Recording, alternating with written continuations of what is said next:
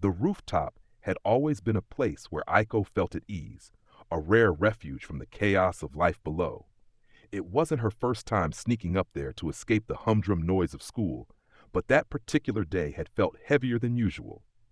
The voices in the classroom, the endless social demands, things she usually handled with ease, had pressed down on her more than she cared to admit. As she climbed the last step and pushed open the door, she was surprised to find the rooftop wasn't empty. Someone was already there. He sat near the edge, cross-legged with a sketchbook balanced on his lap. His black hair fell into his eyes, and his posture was slightly slouched, as if the weight of the world was on his shoulders. He didn't notice her at first, too engrossed in his drawing.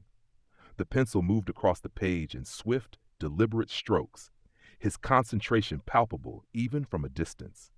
Aiko's first instinct was to turn back, not wanting to disturb him, but something stopped her. He looked familiar. She couldn't place why at first, but there was a distinct pang of recognition that tugged at her chest. She hesitated, her hand resting on the doorframe as she tried to piece it together. Then it hit her. Years ago, when she'd moved to this town, she'd seen him. It was a fleeting memory, but it resurfaced now with startling clarity. It had been a rainy afternoon, and Aiko had been new in town, trailing behind her parents with her umbrella tilted awkwardly to keep the drizzle off her face. She'd felt invisible, lost in the shuffle of a new place where no one knew her name. Then, through the downpour, she'd seen a boy standing under the awning of a small convenience store. His dark eyes had been downcast, his expression quiet but intense, as if he was lost in his own world. She remembered thinking there was something captivating about him, not in a flashy or outgoing way, but in the way he seemed completely unaffected by everything around him. She'd envied that calm, that self-contained confidence. For a brief moment, their eyes had met. He hadn't smiled, but he'd nodded slightly, acknowledging her in a way no one else had that day. It was a tiny gesture, but it had stayed with her. Now, years later, Aiko found herself staring at that same boy. The calm she'd envied back then seemed replaced by something heavier, something sad. She didn't know what had happened to him in the years since, but the urge to approach him, to pull him out of whatever shadow he was sitting under, was overwhelming. Taking a deep breath, she stepped forward, her shoes scuffing softly against the rooftop. He looked up, startled, his dark eyes meeting hers. For a moment, she thought he might tell her to leave, but instead he just blinked, his expression unreadable. "Hey," she said, offering her brightest smile. "Mind if I join you?" As she walked toward him that day, she hadn't known exactly what she was looking for. Maybe she just wanted to distract herself from her own worries. Maybe she'd been curious about the boy who once seemed so untouchable, now looking so vulnerable. Or maybe, deep down, she'd hoped he might be the kind of person who understood what it felt like to carry unseen burdens. What she hadn't expected was how quickly he'd become important to her, or how much she'd need him to believe that she wasn't just someone passing through his life.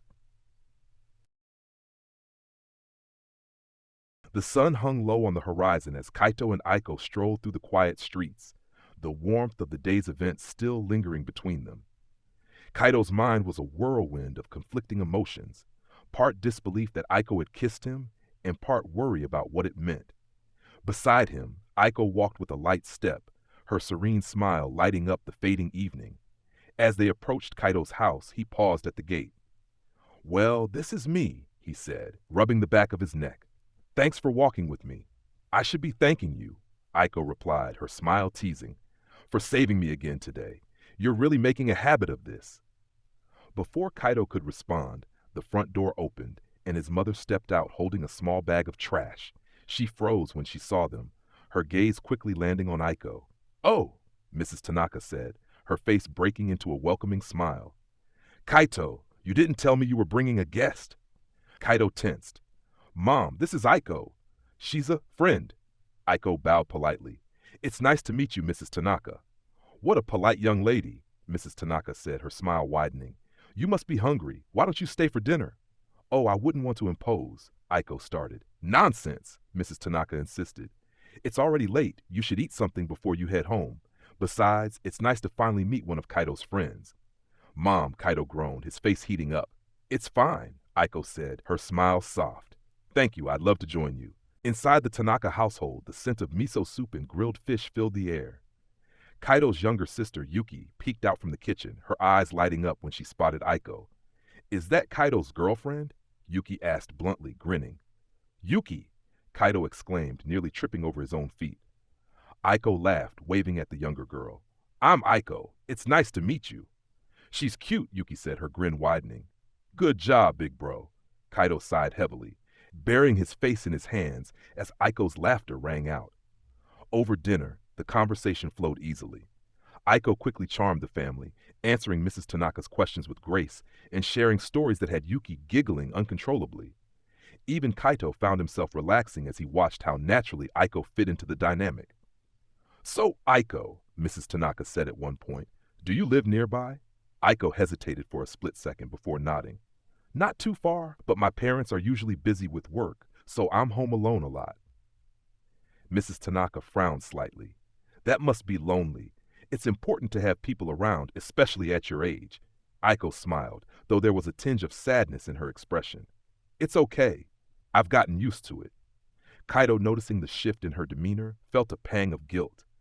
He'd never thought to ask about her home life before, and now he wondered how much she had been hiding behind her usual cheerful facade. Well, Mrs. Tanaka said warmly, you're welcome here anytime, Aiko, really. Thank you, Aiko replied softly. That means a lot. As the evening wound down, Mrs. Tanaka glanced at the clock. It's too late for you to walk home alone, Aiko. Kaito's dad and I will give you a ride. Oh, you don't have to do that, Aiko began, but Mrs. Tanaka shook her head. It's no trouble at all. Let's go.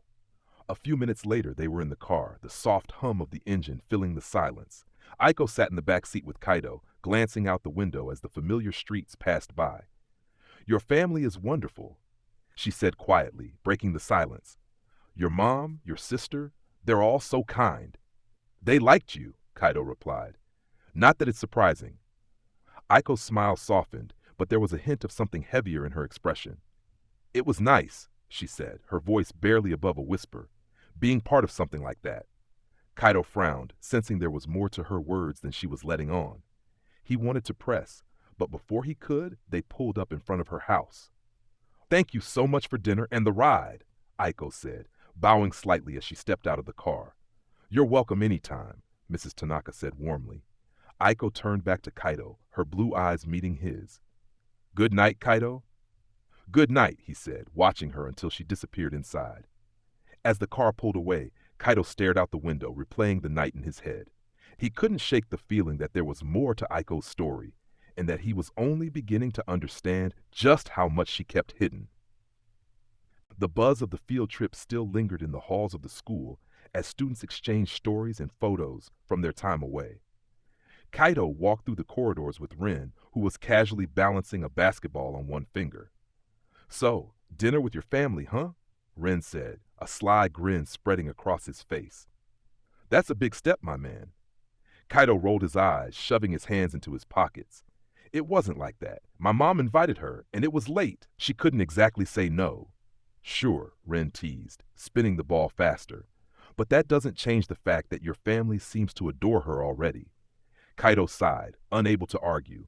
His mom had practically lit up when she met Aiko, and even Yuki, who was usually too cool to care, had taken an instant liking to her. He knew Rin wasn't entirely wrong, but something about his teasing still made him uneasy. It's not that simple, Kaito muttered, his voice dropping. Aiko, she's not as open as she seems. Rin caught the basketball and tucked it under his arm, his expression growing serious. What do you mean? Kaito hesitated, glancing down the hallway. I don't know. It's just a feeling, like she's hiding something. Even when she's smiling, it doesn't feel complete. Rin studied him for a moment before shrugging. Then figure it out. You're already closer to her than anyone else. If she's letting you in, don't waste it. Before Kaito could respond, a cheerful voice called out from behind them. Kaito, Rin! They turned to see Aiko bounding down the hallway, her pink ponytail swaying as she waved. She stopped in front of them, her usual energy lighting up the space around her. Morning, she chirped. What are you two whispering about? Rin smirked. Oh, just talking about how you've completely stolen Kaito's family. Aiko tilted her head, grinning. Really? Did I leave an impression? You could say that, Kaito muttered, his face warming slightly. Good, Aiko said, linking her hands behind her back. I like your family, Kaito. They're comforting. Her tone softened on the last word, and Kaito caught the faintest flicker of something in her eyes. He opened his mouth to respond, but the bell rang, cutting him off. Guess we'll have to save this for later, Aiko said, giving him a playful nudge. See you guys at lunch? Yeah, Kaito said, watching as she walked off toward her class. Ren leaned closer, his voice low. Figure it out, man. The cafeteria buzzed with life as Kaito, Ren, Hana, and Mei sat at their usual table. Hana, noticeably quieter than usual, picked at her food, occasionally glancing at Kaito when she thought he wasn't looking. So, Mei said, breaking the silence, what's the plan for the cultural festival? It's coming up fast. Ren perked up. We're definitely doing something big, right, Kaito? Kaito shrugged. I haven't thought about it yet. You never think about it, Ren teased. Good thing you've got me. Aiko approached the table then, her tray balanced expertly in one hand. Mind if I join? She asked, her blue eyes twinkling. Of course, Ren said immediately, scooting over to make room. Aiko sat down beside Kaito, who suddenly felt hyper-aware of her proximity. Hana's gaze darted between them, her grip tightening on her chopsticks. What were you guys talking about? Aiko asked, glancing at the group. The cultural festival, Mei said. Do you have any ideas, Aiko? Aiko said, tapping her chin thoughtfully. How about a photo booth? Everyone loves those. Not bad, Ren said, nodding. And you could totally design the theme. Aiko grinned. Leave it to me? Kaito couldn't help but smile at her enthusiasm, but the warmth was short-lived as he caught Hana's subtle frown. She wasn't saying much, but the tension in her posture was clear. He wanted to address it, but Aiko's presence made it feel impossible. So, Kaito, Aiko said, nudging him. What's your plan for the festival? I don't really have one, he admitted. I'm just going with the flow, I guess. Aiko laughed softly. That sounds like you. The table fell into a brief silence, and Hana finally spoke. Kaito, she said, her tone even, can we talk after lunch? The question caught him off guard, and he hesitated before nodding. Sure. Ren raised an eyebrow, clearly intrigued, but said nothing. Aiko, meanwhile, glanced between them, her smile faltering slightly. After lunch, Kaito and Hana stood outside near the courtyard, the faint chill of the autumn breeze brushing past them. The distant hum of students' chatter filled the air, but it felt muted compared to the tension between them. Kaito leaned against the wall, his arms crossed, while Hana fidgeted with the strap of her bag. So what's up? Kaito asked, his tone neutral but edged with impatience. Hana hesitated, her green eyes searching his face. I just wanted to talk. About everything. About us. Kaito raised an eyebrow. Us? What about us? You seem different lately, Hana began, her voice soft. With Aiko, you seem happy. And that's good, Kaito. I mean it. Kaito's expression hardened. If that's what you wanted to say, you didn't need to pull me aside for it. Hana flinched, taken aback by the coldness in his voice. I don't want things to change between us. They already have, Kaito said bluntly, his dark eyes meeting hers. You made that choice, Hana. You're the one who said you didn't feel the same way. Hana's lips parted as if to respond, but she faltered. The weight of his words hung heavy between them. I know I messed up, she said quietly, her tone laced with regret, but I never wanted to hurt you. Well, congratulations, Kaito snapped, his voice rising slightly. You did. The sharpness in his words cut through the air, and Hana looked away, her fingers tightening around the strap of her bag. I just thought... What? That we could go back to being the same? Kaito interrupted, his frustration bubbling to the surface. It's not that simple, Hana. You don't get to act like everything's fine now that you're bothered by me spending time with someone else. I'm not bothered, Hana said defensively, but her voice wavered. Then why do you care? Kaito asked, his gaze piercing. If you're not jealous, if you don't feel anything for me, why does it matter what I do or who I'm with? Hana didn't respond immediately, her hands trembling slightly. Because I care about you, Kaito, she finally said, her voice cracking. You're my friend, and I don't want to lose you. Kaito exhaled sharply, running a hand through his hair. You're not losing me, Hana, but maybe you should stop trying to control how I move on. Her eyes widened slightly, and for a moment she looked as if she might say something more. Instead, she nodded stiffly, turning away. See you in class. she said over her shoulder, her voice barely audible. Kaito watched her walk away, his chest tightening with a mix of anger and guilt. He knew he had been harsh, but the weight of their history, of everything left unsaid, was too much to ignore. As he stood there alone, his thoughts turned to Aiko. She had become a constant in his life, a light in the haze of his emotions. But even with her, he couldn't shake the fear of being left behind again. Later that afternoon, Kaito sat with Aiko on the school rooftop, their usual spot where the world seemed to quiet down. The crisp autumn breeze tugged at their hair, and the faint hum of activity from below was a distant backdrop. Aiko sat cross-legged beside him, her bright blue eyes fixed on his face as she noticed his furrowed brows and distant gaze. "You're awfully quiet today," Aiko said softly, leaning slightly closer. "What's going on?" Kaito hesitated, his fingers absently fidgeting with the hem of his sleeve. "I had a talk with Hana earlier. It didn't go well." Aiko tilted her head, concern flickering across her face. "What happened?" He sighed, resting his arms on his knees as he stared out at the horizon. "She says she doesn't want things to change between us, but it feels like she only cares because I'm spending time with you now. It's frustrating." Aiko's expression softened, and she placed a gentle hand on his arm. "That must have been hard to hear." "It was," Kaito admitted, his voice quiet. "I know I shouldn't have snapped at her, but it felt like everything I've been holding back came out all at once." Aiko gave his arm a reassuring squeeze. Sometimes people don't realize how their actions affect others until it's too late. It's okay to feel frustrated, Kaito. You're allowed to have those emotions. Kaito looked at her, his dark eyes meeting hers. "I guess I just feel like I can't fully move on unless I get it all out. And the truth is, I think I liked Hana way before I even realized it." Aiko blinked, her curiosity piqued. "When did you realize it?" Kaito let out a small chuckle, his gaze softening as he recalled the memory. "It was when we were about 10. There was this day at the park. Ren and I were trying to show off by climbing the tallest tree there. Hana told us it was a bad idea, of course, but we didn't listen.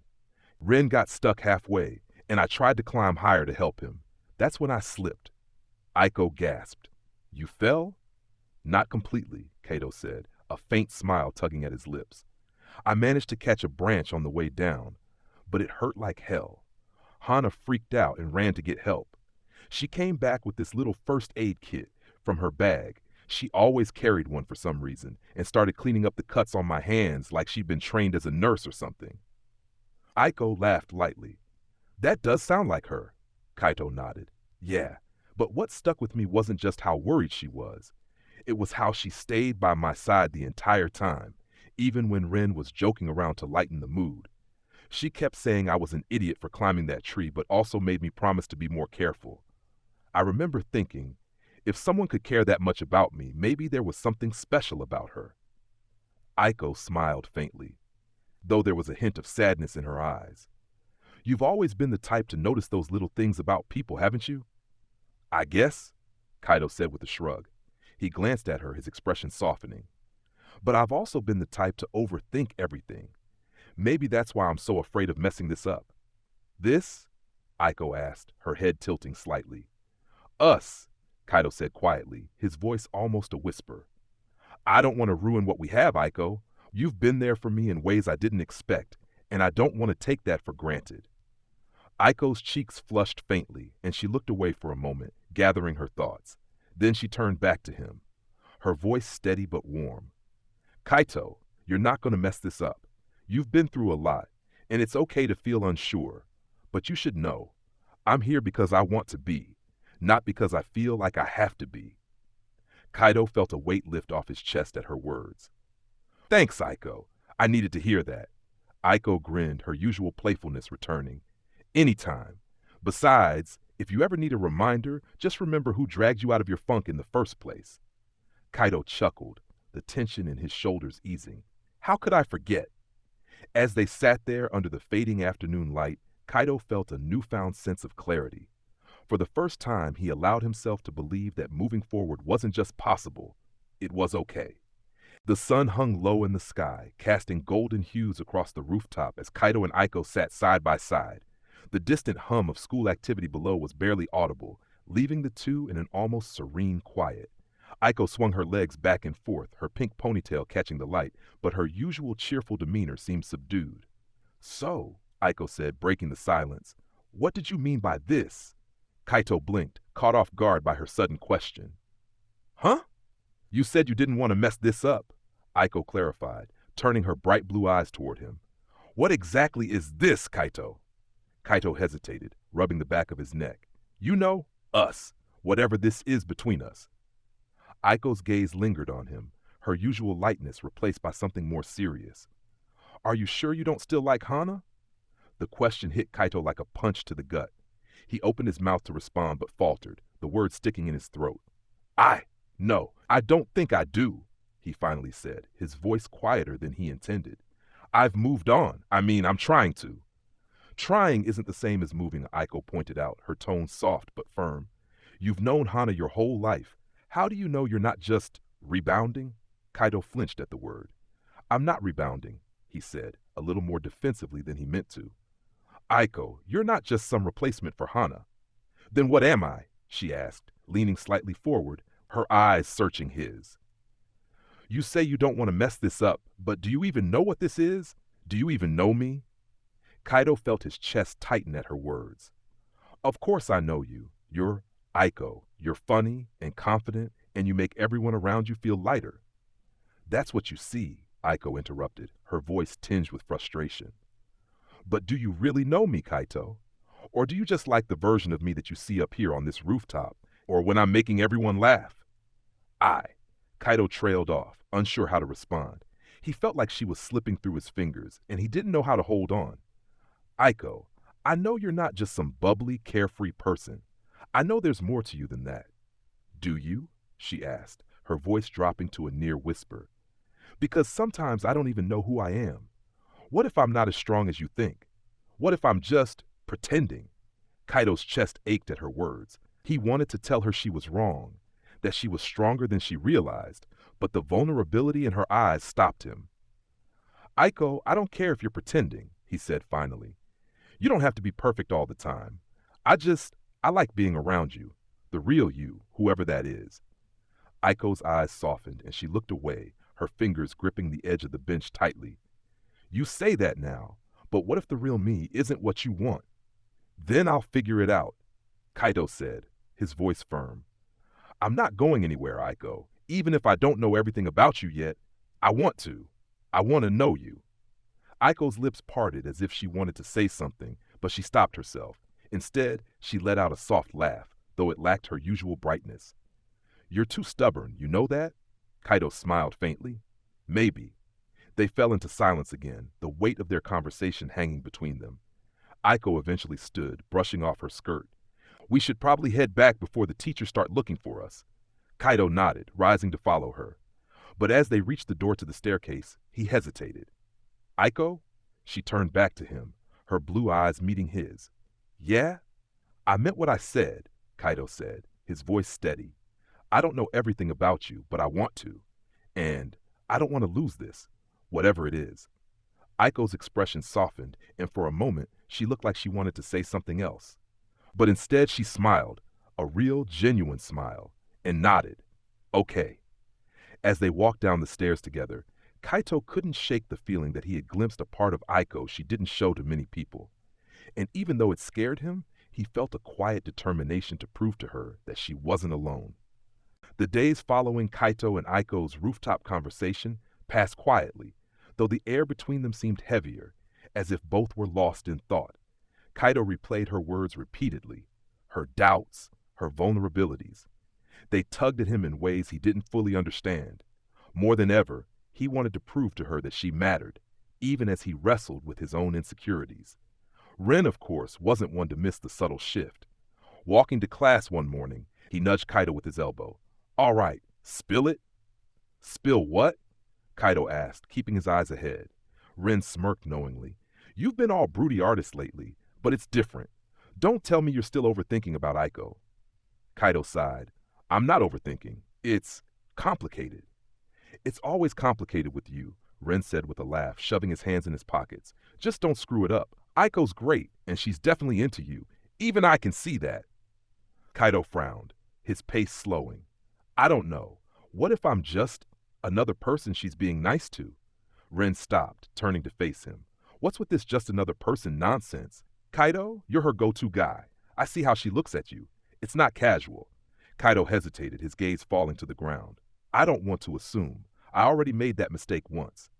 Ren's smirk softened, replaced by something more sincere. You're scared, I get it. But hiding behind that fear won't help. If you care about her, show her. Before Kaito could respond, Hana approached, her voice light but curious. Morning. What's so serious over here? Nothing, Kaito said quickly, earning a raised eyebrow from Ren. Sure, nothing, Ren muttered under his breath. Let's just say your boy here is making things more complicated than they need to be.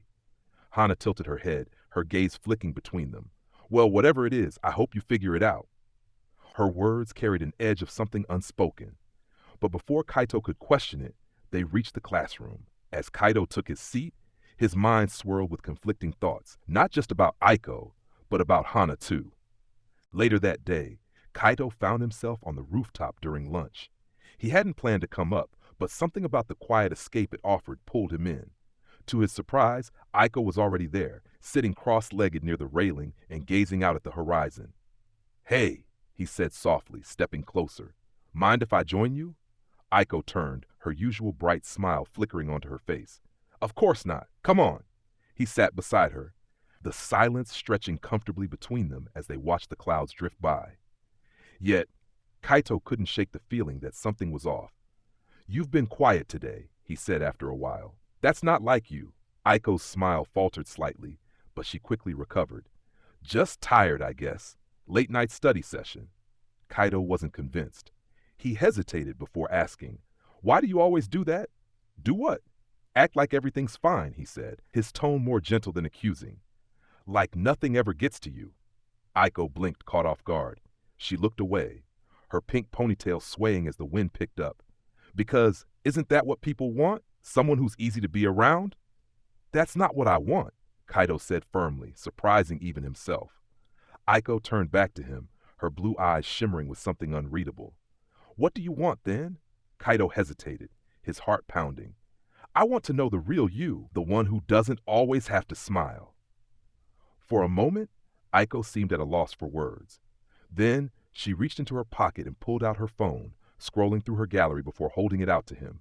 The screen displayed a photo of a much younger Aiko with a woman who had the same pink hair and bright eyes. This is my mom, Aiko said softly. She used to take me to this little bakery every weekend when I was a kid. It was our thing. She looks kind, Kaito said, studying the picture. She is, Aiko replied, her voice tinged with longing. But she's busy a lot now. Both my parents are. That's why I keep myself busy too. It's easier than waiting around and feeling forgotten. Kaito's chest tightened at her words. You're not forgotten. She met his gaze, her smile returning, this time softer, more vulnerable. I know, not anymore. Down in the schoolyard, Ren leaned against a tree, casually observing the interactions above. May approached, arms crossed and a knowing look in her eyes. You're watching them again, she said dryly. Ren smirked. What can I say? It's like a live-action drama. May rolled her eyes. You've been pushing them together for weeks. What's your angle? No angle, Ren said, his smirk fading into something more thoughtful. I just want Kaito to be happy. Aiko's good for him. And Hana? May asked, raising an eyebrow. Ren sighed. Hana's complicated. She's got her own stuff to work out, but she's not making this easy, that's for sure. Do you really think this will work out? May pressed. Ren shrugged. It's not my job to know that. I'm just setting the stage. The rest is up to them. May shook her head, a faint smile tugging at her lips. You're impossible. And you love it, Ren said with a wink. As the school day ended, Kaito was surprised to find Aiko waiting for him by the gate. The soft glow of the afternoon sun illuminated her pink ponytail, and she looked up with a smile that was equal parts playful and sincere. She held up her phone, showing him a picture of a quaint little bakery. Want to check it out this weekend? She asked, her tone light but hopeful. Kaito hesitated for only a moment, his thoughts briefly flickering to the rooftop conversation they'd shared. Then he nodded. Yeah, I'd like that. Her smile brightened, a genuine warmth in her expression that seemed to ease the tension he'd been carrying all week. For the first time in days, Kaito felt like things were finally starting to fall into place. The weekend sun bathed the small bakery in warm light as Kaito waited outside, his hands stuffed into his jacket pockets. Despite the crisp spring breeze, a light sweat formed on the back of his neck. He glanced at his phone, noting the time. It was still early, but the nervous energy buzzing in his chest made every second stretch longer. "Sorry to keep you waiting." Aiko's cheerful voice broke through his thoughts. Kaito looked up, his breath catching for a moment. She hurried toward him, her pink ponytail bouncing with each step. She wore a simple light blue sundress paired with white sneakers, and the sight of her made the world seem to brighten. "You're not late," he said, clearing his throat and rubbing the back of his neck. "I was just early." Aiko grinned, adjusting the strap of her crossbody bag. "Figures. You seem like the kind of guy who shows up early to everything. Only by a few minutes," he mumbled. "Right," she teased. 10 minutes isn't a few. He chuckled despite himself. Her teasing always had a way of breaking down his awkwardness. "Ready to go in?" "Absolutely," she said, her blue eyes sparkling with excitement. "I've been dreaming about their strawberry tarts all week." Inside, the bakery was cozy and inviting, with warm wooden furniture and soft pastel decor. The display case overflowed with colorful pastries and cakes, while the air carried the sweet aroma of sugar and freshly baked bread. Aiko practically bounced over to the counter, pressing her hands to the glass as she examined the selection. "Look at all of this," she exclaimed, her voice brimming with enthusiasm. "I don't even know where to start." "You've been here before," Kaito pointed out, following her. "Doesn't mean I can't still marvel," she replied, sticking her tongue out at him. "We're definitely getting a strawberry tart." "Anything else?" he asked, amused by her excitement. Aiko tapped her chin dramatically. "You should try the matcha cake. Oh, and their chocolate croissants are to die for." By the time they ordered, their tray was piled high with pastries and drinks. They found a small table near the window, where the sunlight streamed in, bathing the space in a soft glow. "So," Aiko said, slicing into her strawberry tart with her fork, "what do you think?" Kaito took a bite of the croissant she had insisted on, the buttery layers practically melting in his mouth. "It's good," he admitted after swallowing. "Told you," she said, grinning triumphantly. "You should trust me more often." "You're very confident," Kaito said, shaking his head with a small laugh. "Is that a bad thing?" "No," he said quickly, feeling a bit flustered. "It's nice." Her smile softened at his words, a flicker of something more vulnerable in her eyes. But just as quickly, her playful demeanor returned. "Good answer." As they continued eating, the conversation flowed naturally.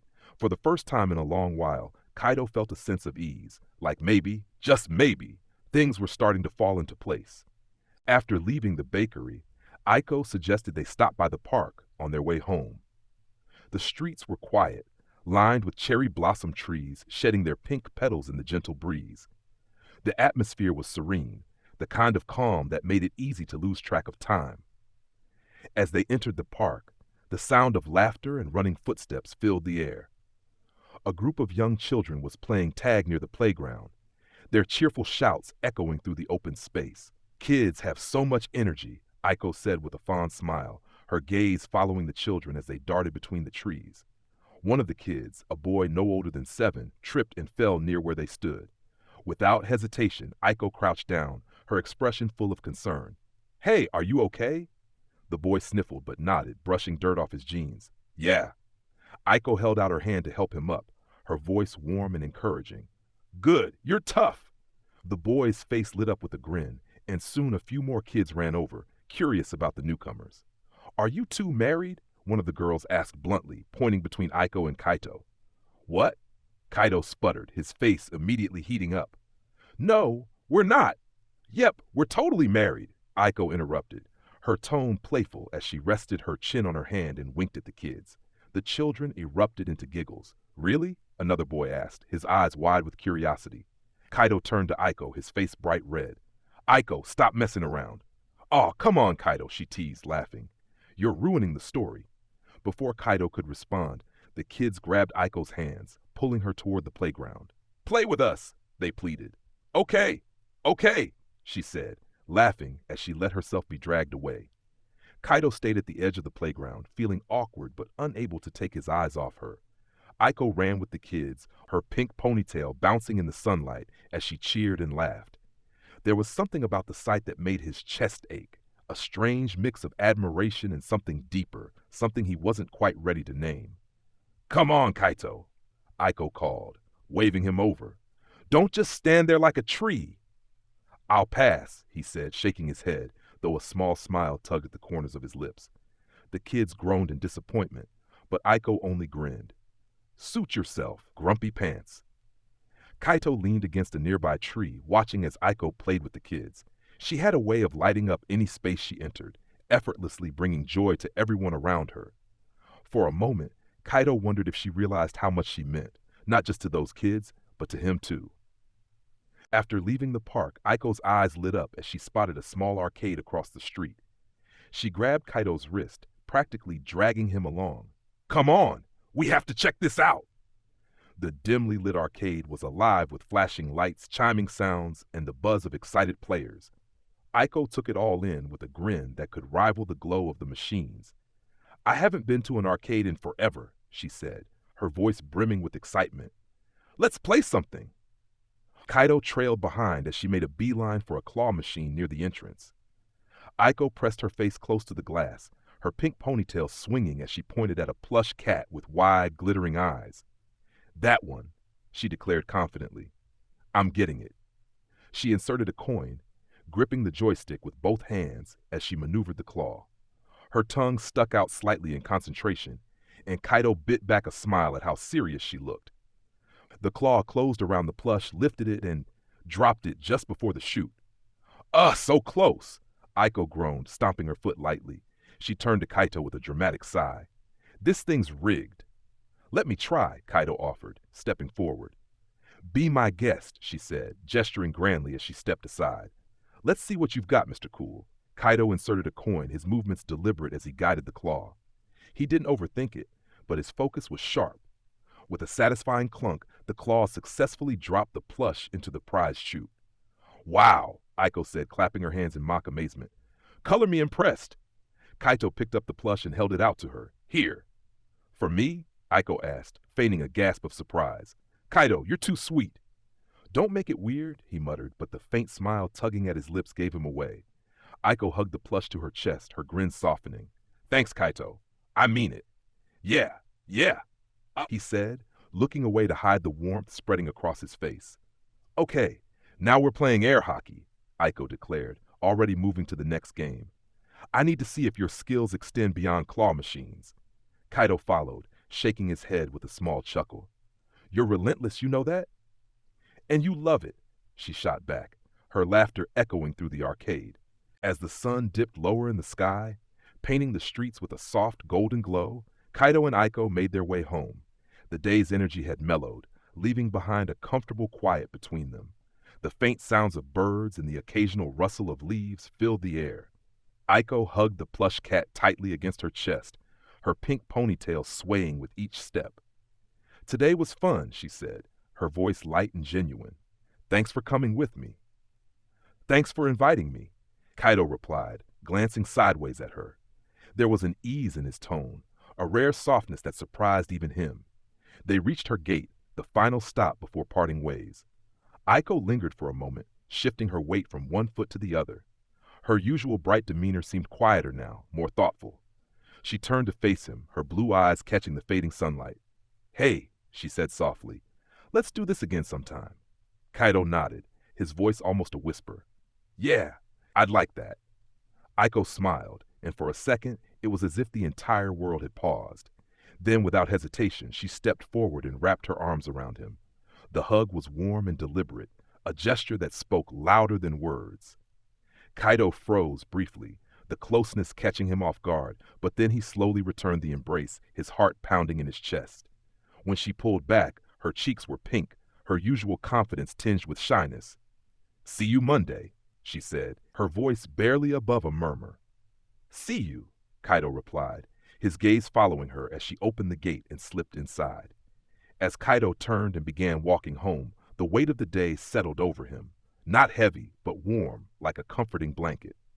The memory of her hug, the quiet moments they had shared, replayed in his mind. For the first time in a long while, the uncertainty that had always loomed over him seemed smaller, and he allowed himself a small, hopeful smile. The future didn't feel so daunting anymore. It felt possible. The early morning sun cast a soft, golden light over the quiet streets as Kaito adjusted the strap of his school bag. Ren, as always, walked beside him, balancing a basketball on his fingertips while they meandered toward the school gates. "So," Ren started, his voice breaking through the calm, "you seem different lately." Kaito glanced at him, eyebrow raised. "Different how?" Ren smirked, letting the basketball drop to his side. "Oh, I don't know. Maybe it has something to do with a certain pink-haired someone who keeps popping up in our lives?" Kaito sighed, his gaze fixed ahead. "It's not like that." "Right?" Ren said, drawing out the word. "And I'm the star player for the Tokyo Tigers." "You're impossible," Kaito muttered, shaking his head. Ren shrugged, his tone light but teasing. "I'm just saying, it's written all over your face. You're into her, and honestly, it's about time you stop being so hung up on the past." Kaito stopped walking for a moment, his expression tightening. "It's not that simple, Ren." Ren turned, his basketball tucked under his arm. "It's exactly that simple, man. You've got someone who actually wants to spend time with you, who clearly cares about you. What's the problem?" Kaito opened his mouth to respond, but the sound of hurried footsteps interrupted him. "Morning." Aiko's cheerful voice rang out as she jogged up to join them, her pink ponytail bouncing with each step. She looked between the two of them, her bright blue eyes sparkling. "Am I interrupting something?" Ren grinned, his demeanor instantly shifting. "Not at all. Kaito was just confessing his undying love for—" "Ren!" Kaito snapped, his face heating up. Aiko blinked, tilting her head curiously. "For what?" "Nothing," Kaito said quickly, shooting Ren a warning glare. Aiko laughed, clearly amused. "You two are always entertaining." As they continued walking together, Aiko fell into step beside Kaito, her energy brightening the morning. Ren hung back slightly, watching them with a smirk that never quite left his face. "So," Aiko said, turning to Kaito, "any plans after school today?" Kaito hesitated, unsure how to respond. "Not really. Why?" Aiko grinned. "Because I have an idea, but you'll have to wait to find out." "Sounds ominous," Ren chimed in, walking backward to face them. "Should I be worried? You?" "Always," Aiko teased, sticking out her tongue. "You know." As they approached the school gates, Ren nudged Kaito with his elbow. "Just don't mess this up, man," he said under his breath. Kaito sighed, his gaze flickering to Aiko as she laughed at something another student said.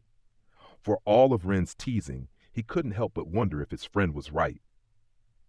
The final bell echoed through the school halls, signaling the end of another day. Kaito zipped up his bag, trying to mentally prepare for Aiko's mysterious after-school idea. He didn't have to wait long. Her radiant grin appeared in the doorway of his classroom, as bright as the afternoon sunlight streaming through the windows. "Kaito," she called, waving as though she hadn't seen him in weeks.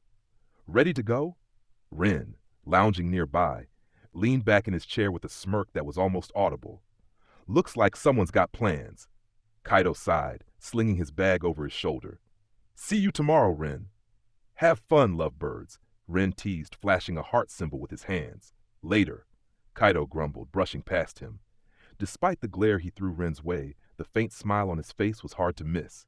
Outside the classroom, Aiko stood waiting, practically bouncing with excitement. "You're so slow," she teased as they began walking down the hallway. "You're early," Kaito countered, the corner of his mouth tugging upward. Aiko laughed, nudging him lightly with her shoulder. "Can't help it. I've been looking forward to this all day." Kaito tilted his head slightly, curiosity growing. "So, what's this big plan of yours?" Her grin widened mischievously. "You'll see." After a short walk through the quieter part of town, they arrived at a charming row of shops nestled next to a small park. Aiko stopped in front of a brightly colored storefront with a large window display showing groups of friends posing for silly, candid photos. "Okay," Aiko said, spinning around to face Kaito with a gleam in her eyes. "Close your eyes." "What?" Kaito asked, raising an eyebrow. "Trust me," she insisted, standing on her toes to gently push his shoulders back. "No peeking." Kaito sighed but complied, letting her guide him forward by his arm. After a few moments she stopped, and her excited voice broke the silence. "All right, open them." When Kaito opened his eyes, he found himself standing in front of a quaint photo studio.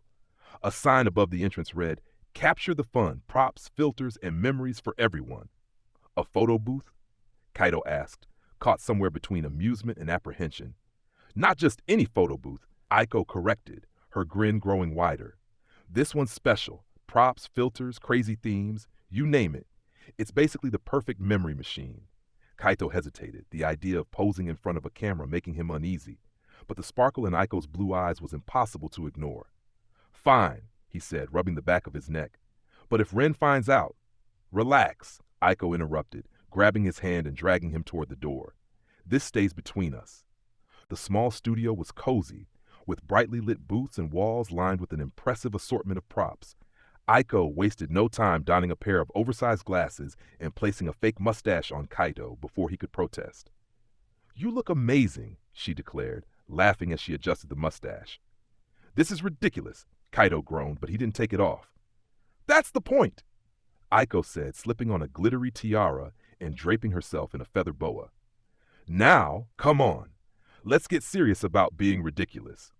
The booth screen flashed a countdown for the first picture, and Aiko leaned in close to Kaito, grinning wide. The flash went off, capturing the moment.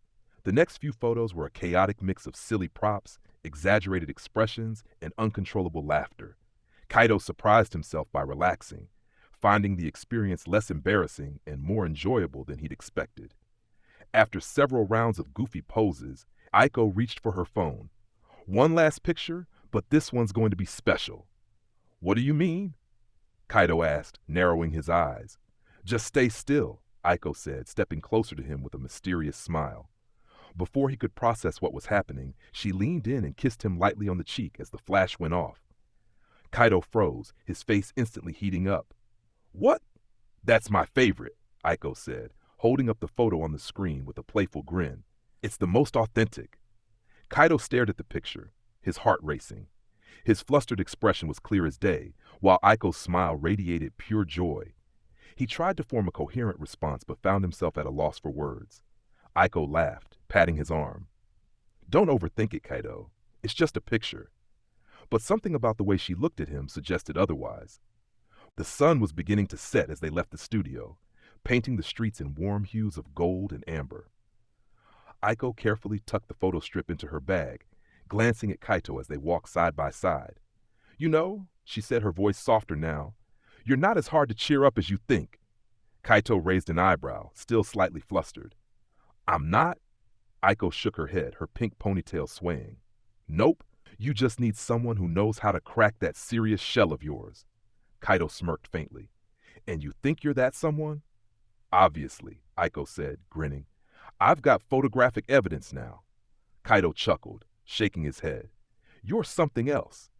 As they neared Aiko's street, she stopped and turned to face him, her expression unusually thoughtful. "Hey, Kaito, do you ever think about who your favorite person is?" Kaito blinked. "Favorite person?" "Yeah," Aiko said, fidgeting slightly. "Like the one person you'd want to share everything with, the one who makes everything feel brighter." Kaito considered her question, his thoughts immediately drifting to the girl in front of him. "I think I might have an idea." Aiko's eyes widened slightly, but she quickly masked her surprise with a playful grin. "Good. You should figure it out." Before Kaito could respond, Aiko stepped forward and wrapped him in a warm hug. He froze, caught off guard, but slowly returned the embrace, feeling a strange sense of calm settle over him. "Thanks for today, Kaito," Aiko said, pulling back with a smile that seemed both genuine and shy. "See you tomorrow." "Yeah," Kaito said softly, watching as she walked toward her house. As he turned to head home, the memory of her kiss lingered in his mind, leaving him both flustered and undeniably happy. For the first time in what felt like forever, Kaito felt like things were finally starting to fall into place. Aiko had just turned away to head toward her house, her pink ponytail swaying with each step, when Kaito felt a surge of emotion he couldn't hold back. The weight of her question, the warmth of her presence, and the memory of her kiss on his cheek all collided in his chest.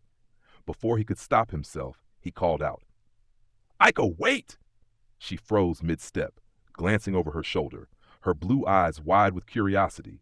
"What is it?" Kaito's heart pounded as he closed the distance between them. He stopped just a few feet away, his fists clenched at his sides as he struggled to find the words. Aiko tilted her head, her usual grin replaced with a look of quiet concern. I I can't just let you go like this, Kaito said, his voice trembling slightly. Not without saying something. Aiko blinked, her expression unreadable now. What are you talking about, Kaito? He inhaled deeply, gathering every ounce of courage he had. You asked about a favorite person, and I said I had an idea, but the truth is, it's you. It's always been you. Aiko's eyes widened, and for a moment the world seemed to pause. The distant hum of cars, the golden glow of the sunset, and even the cool breeze felt irrelevant compared to the intensity of the moment. You're the person who makes everything brighter, Kaito continued, his dark eyes locking onto hers. You make me laugh when I don't think I can. You make me feel seen when I'm trying to hide. And I don't know if I deserve it, but I want to keep spending time with you, Aiko. I want you to be the person I share everything with. Aiko's mouth opened as if to respond, but no words came out. She stared at him, her usual playful confidence completely gone. For once, she looked vulnerable. I'm sorry if this is too much, Kaito said quickly, his face flushing. I couldn't keep it to myself anymore. Aiko stepped closer, her gaze softening as she studied him. Her lips curved into a faint smile, though there was a flicker of uncertainty in her eyes. You're so frustrating, you know that? She said, her voice barely above a whisper. Kaito frowned. What? Aiko shook her head, a small laugh escaping her. You're so straightforward and honest, it's almost unfair. Do you even realize how much that scares me? Scares you? Kaito asked, his brow furrowing. Why? Because I don't know if I'm ready to be someone's favorite person, Aiko admitted, her voice trembling slightly. What if I mess it up? What if I'm not who you think I am? Kaito hesitated, her words hitting him like a wave. But instead of retreating, he stepped forward, closing the gap between them. I don't care if you're not perfect, he said firmly. I don't want perfect, I just want you. Aiko's breath hitched, and for a long moment they stood there, the silence between them filled with unspoken emotions. Then slowly she reached out and placed her hands on his shoulders. You're an idiot, she murmured, though her voice was tinged with affection. But I think I needed to hear that. Before Kaito could respond, Aiko leaned up and pressed her forehead gently against his. Her eyes fluttered shut, and for the first time he saw the wall around her completely come down. Thank you, Kaito, she whispered, for seeing me. Kaito's hands trembled as he reached up, gently resting them on her arms. Always. As the sun dipped below the horizon, casting the world in hues of deep amber and violet, Aiko smiled, an expression so genuine it made Kaito's heart ache. Then, on impulse, she leaned forward and kissed him softly on the lips. It was brief but electric, leaving Kaito breathless and wide-eyed as she pulled back. Aiko laughed at his stunned expression, her usual playful grin returning. Guess we're even now, she teased, stepping back toward her house. See you tomorrow, Kaito. Kaito stood frozen, his heart hammering in his chest as he watched her disappear inside. A slow, dazed smile spread across his face as he turned to walk home.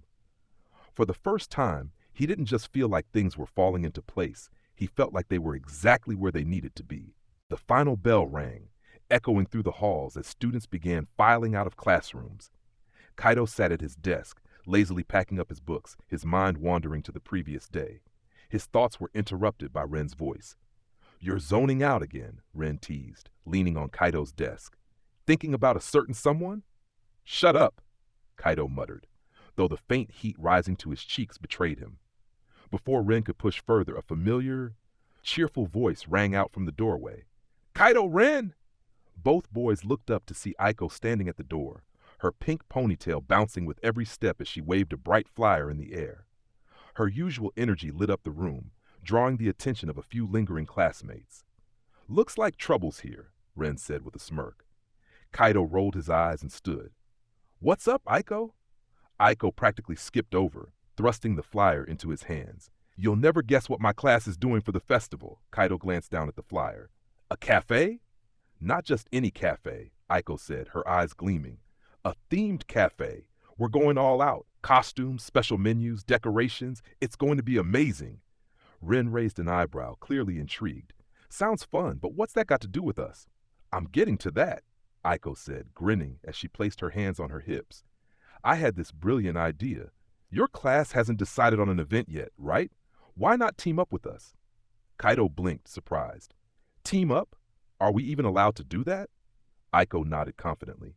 I checked with the student council. As long as each class has their own booth or activity, collaboration is totally fine. We could combine themes like a cafe and a game stall. It'll attract way more people. Ren leaned against a desk, considering. Not a bad idea, but why pitch this to us? Because, Aiko said, her grin softening into something more earnest, I think it'd be fun to work together. Besides, she glanced at Kaito, her blue eyes sparkling. I figured you'd like the idea. Kaito's face warmed under her gaze. I mean, it's not a bad idea, he said, fumbling for words. Ren smirked. You're so easy to read, man. The trio walked down the hallway, Aiko still bubbling with excitement. She waved the flyer like a banner, going over potential ideas while Kaito and Ren listened. As they entered the school courtyard, they spotted Hana and Mei sitting on a bench, deep in conversation. When Hana noticed them approaching, her smile tightened ever so slightly. Hey, you two? Hana greeted, her green eyes flickering briefly to Aiko. What's going on? Aiko's got a proposal, Ren said, nodding toward her. Hi, Hana, Mei, Aiko chirped, waving. Okay, here's the deal. Aiko launched into her pitch, describing her class's themed cafe and the potential collaboration. Mei listened attentively, nodding along, while Hana's expression remained neutral. It sounds ambitious, Hana said after Aiko finished. But what if it doesn't work out? If one class falls behind, it could hurt both. Aiko's grin didn't waver. That's why we'll plan everything together. No secrets, no surprises. Plus, think about how much fun it'll be. Mei tilted her head thoughtfully. I like the idea. It could be a great way to bring people together. Hana's lips pressed into a thin line before she finally nodded. All right, if everyone's on board, I guess it's worth a try. Great, Aiko said, clapping her hands. Let's make this the best festival ever. The classroom was a flurry of activity as students prepared for the upcoming festival. Posters were being painted, props assembled, and tables dragged into place as everyone pitched in to bring their class's ideas to life. Kaito stood near Aiko, trying to keep up with her endless energy as she directed tasks with her usual enthusiasm. Kaito, can you hand me that brush? Aiko asked, not looking up from the poster she was outlining. Kaito immediately reached for the brush, his hand brushing against hers as she took it. Here, he said, his voice a little softer than intended. Thanks, Aiko replied, her grin as radiant as ever. You're a lifesaver. Takeshi, standing on the other side of the room, watched the exchange with narrowed eyes. His grip tightened on the stack of props he was holding. Looks like Kaito's making himself useful, he muttered under his breath. Ren, ever observant, appeared beside Takeshi with a box of materials. Takeshi! Perfect timing, Ren said, his tone too cheerful to be sincere. Can you help me set these up outside? You're the only one strong enough to carry all this. Takeshi frowned, but didn't protest. Sure, let's go. As Ren led Takeshi out of the room, he glanced over his shoulder and winked at Kaito. Kaito gave him a faint nod, understanding Ren's silent message. I've got this covered. Back in the classroom, Hana stood near the supply table, carefully arranging the decorations. Her eyes flickered toward Kaito and Aiko, her smile tightening as she watched them work so seamlessly together. Kaito, Hana called, walking over. Can you help me hang these streamers? You're tall enough to reach the top. Kaito hesitated, glancing at Aiko, who was now deep in conversation with Karen about color schemes. Sure, he said, stepping away from Aiko reluctantly. As Kaito helped Hana, Aiko noticed the shift and quickly finished her conversation. Hey, Kaito, can you check if the paint we need is in the art closet? I think we're running low. Hana's eyes narrowed. Actually, Kaito's helping me right now. Maybe someone else can check. Aiko raised an eyebrow, her cheerful tone never wavering. It's okay. I can manage the streamers while he checks. Right, Kaito? Caught between them, Kaito awkwardly scratched the back of his neck. Sure, I'll grab the paint. As he hurried off, Hana and Aiko exchanged polite but pointed smiles, their cordial expressions doing little to hide the subtle tension bubbling between them. Outside the classroom, Takeshi was hauling another box of supplies with Ren walking beside him. You've been looking pretty distracted today, Ren said casually, tossing a roll of tape from one hand to the other. Takeshi shot him a glare. "You're enjoying this, aren't you?" "Maybe," Ren admitted with a smirk. "But you're making it too easy. You're letting Kaito take all the spotlight." Takeshi scoffed. "I'm not worried. Aiko's not just going to fall for some guy because he's helpful." Ren's grin widened. "No, but it doesn't hurt to be around when she needs help. Like, say, right now." He motioned toward the classroom window, where Kaito had just returned, carrying a can of paint while Aiko beamed up at him. Takeshi sighed, setting down the box. "You're really committed to this, aren't you?" "Absolutely," Ren said, his tone suddenly serious.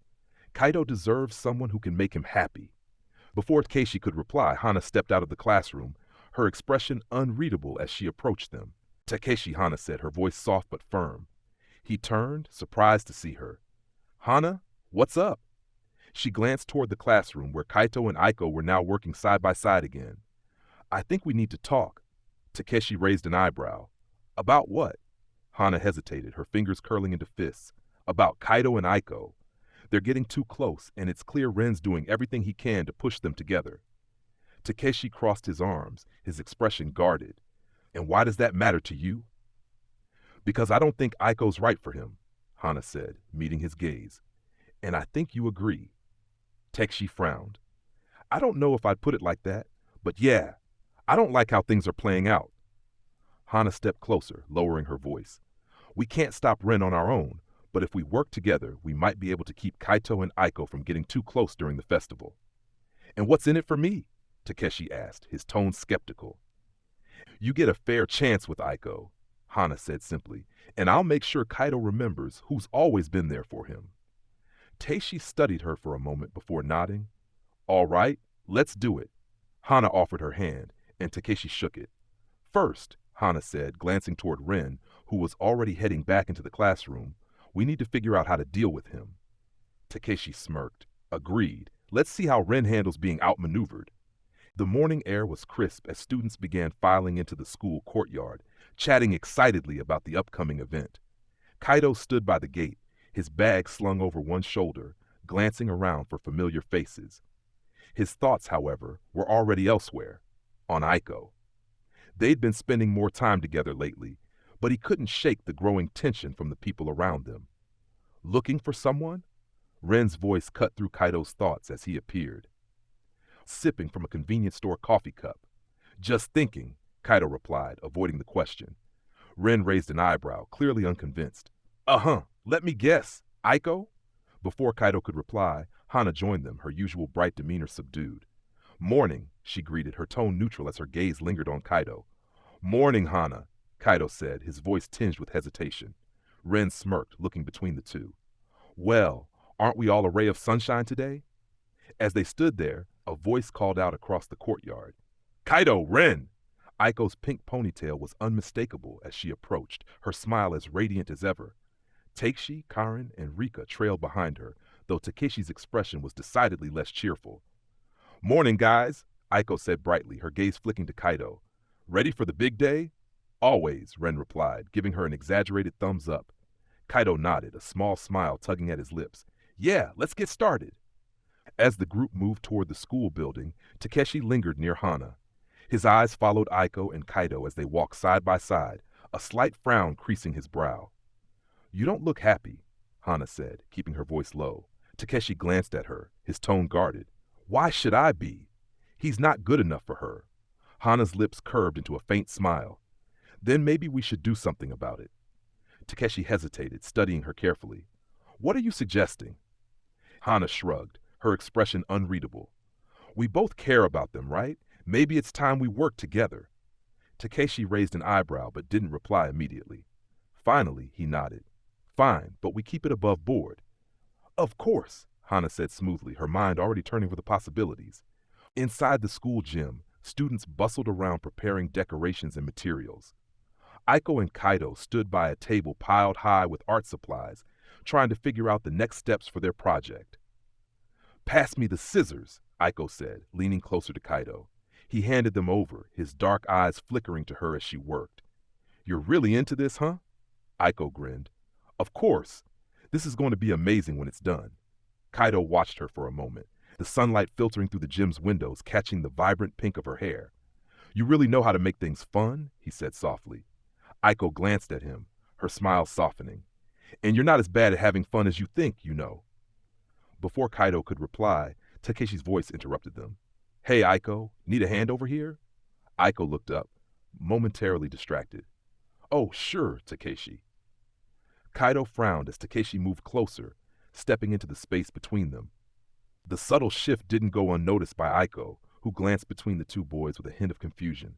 Ren appeared at Kaito's side, clapping a hand on his shoulder. "Don't let him get to you," Ren murmured. "I'll keep him busy."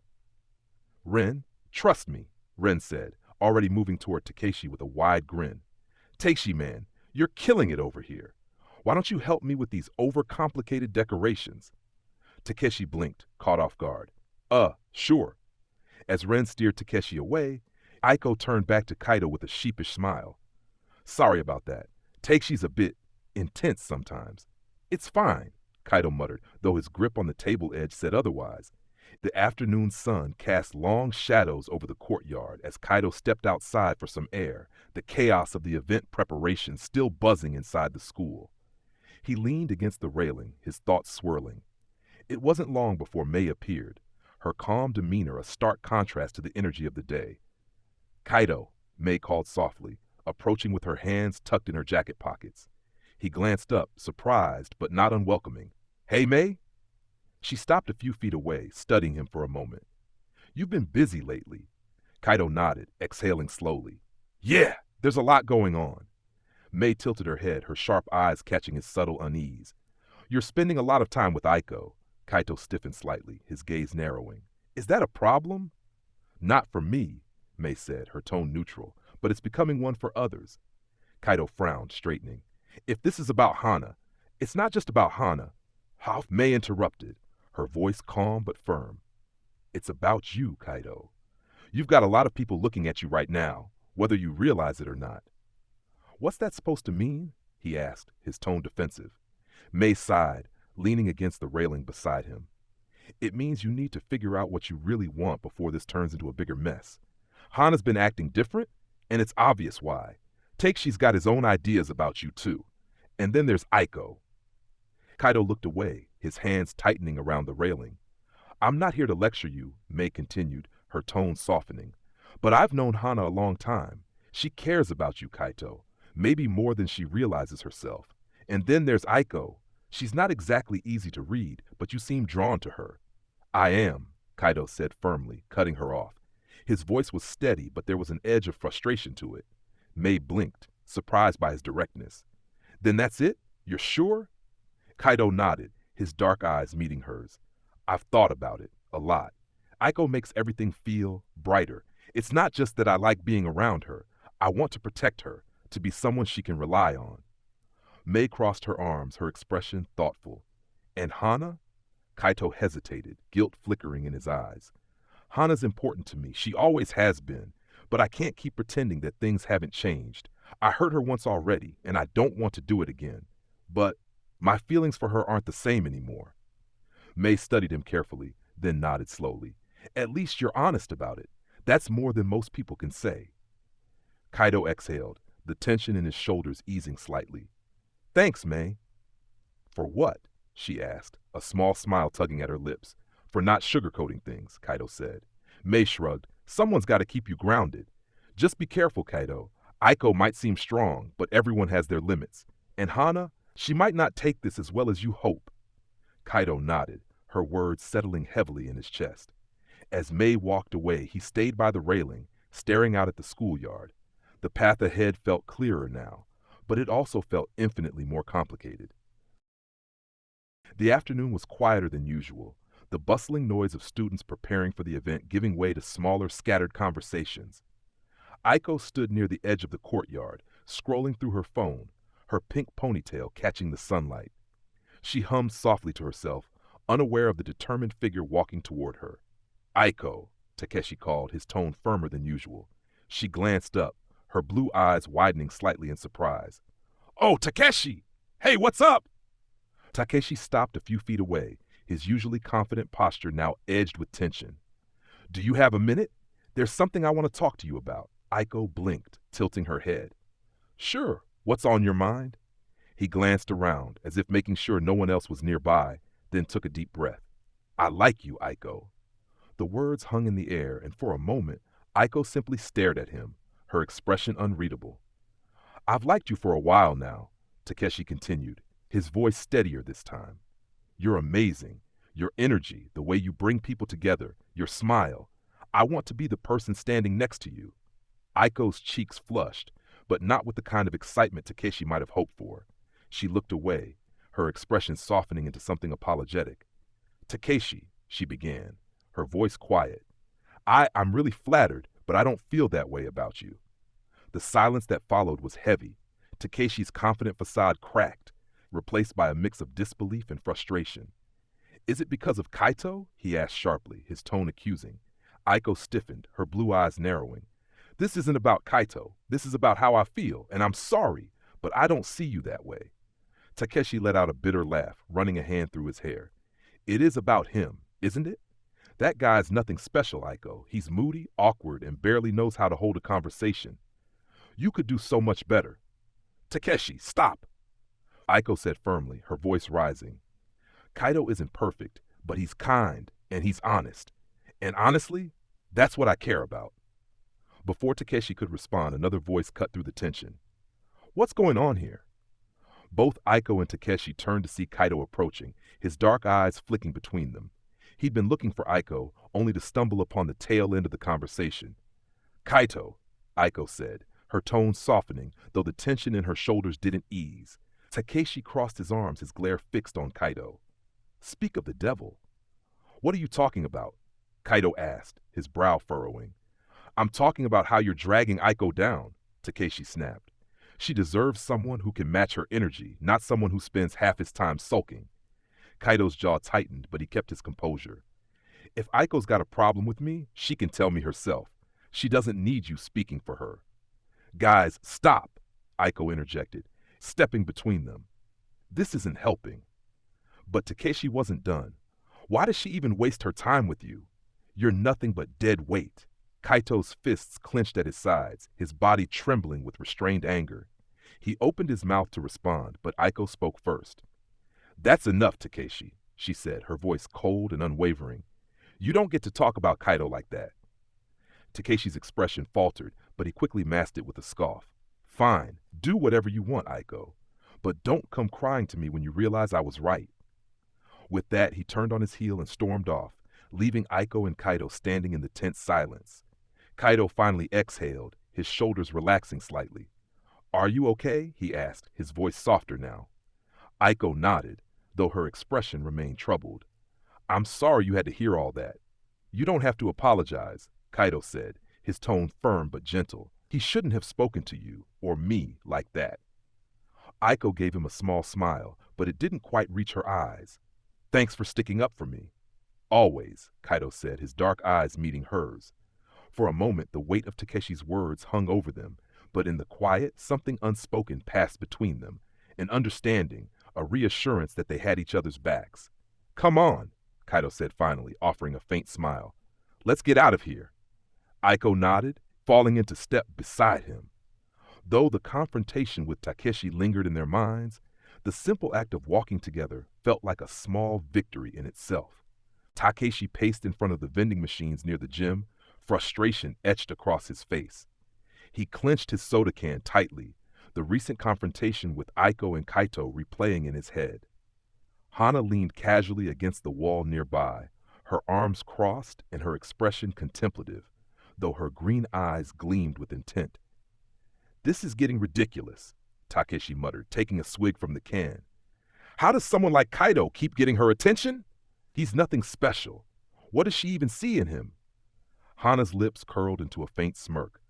Aiko likes to see the good in people. She doesn't notice what's under the surface. That's her weakness. Takeshi raised an eyebrow. And what's that supposed to mean? It means, Hana began, stepping away from the wall and crossing her arms, that Kaito has his limits. He's been bottling up his emotions for too long. All it'll take is the right push, and he'll snap. When that happens, Aiko won't be able to ignore it. She'll see the side of him she doesn't want to admit exists. Takeshi tilted his head, considering her words. So your plan is to make him lose his temper? What if it backfires? Hana shook her head, her tone firm. It won't. I've known Kaito for years. He's not good at hiding how he feels, especially when he's under pressure. If we set him up in a way where he's humiliated or feels cornered, he'll lash out. And when he does, Aiko will see that he's not as perfect as she thinks. Takeshi smirked, leaning against the vending machine. Not bad. So what do you have in mind? Hana tapped her chin, her gaze thoughtful. During the next group activity, we'll create a situation where Kaito messes up in front of everyone. Something public, something he can't laugh off. The trick is to make it look accidental. If he thinks it's not deliberate, he'll get frustrated instead of suspicious. And if he snaps at Aiko in the process, Takeshi added, his grin widening, that'll just make things worse for him. Exactly, Hana said, a cold determination in her voice. This isn't about being mean for the sake of it. It's about showing the truth. If Aiko's going to stick by his side, she needs to know who he really is. Takeshi nodded, his confidence growing. Fine, let's make it happen. When's the next chance we have? Hana's smirk deepened. Tomorrow, during the relay event, I'll make sure everything's set. Meanwhile, on the school rooftop, Kaito and Aiko leaned against the railing, the gentle breeze brushing past them. The view of the courtyard below was peaceful, but Kaito's mind was far from it. He had excused himself from the group to get some air, and Aiko had followed, sensing something was bothering him. Thanks for coming up here with me, Kaito said quietly, his dark eyes fixed on the horizon.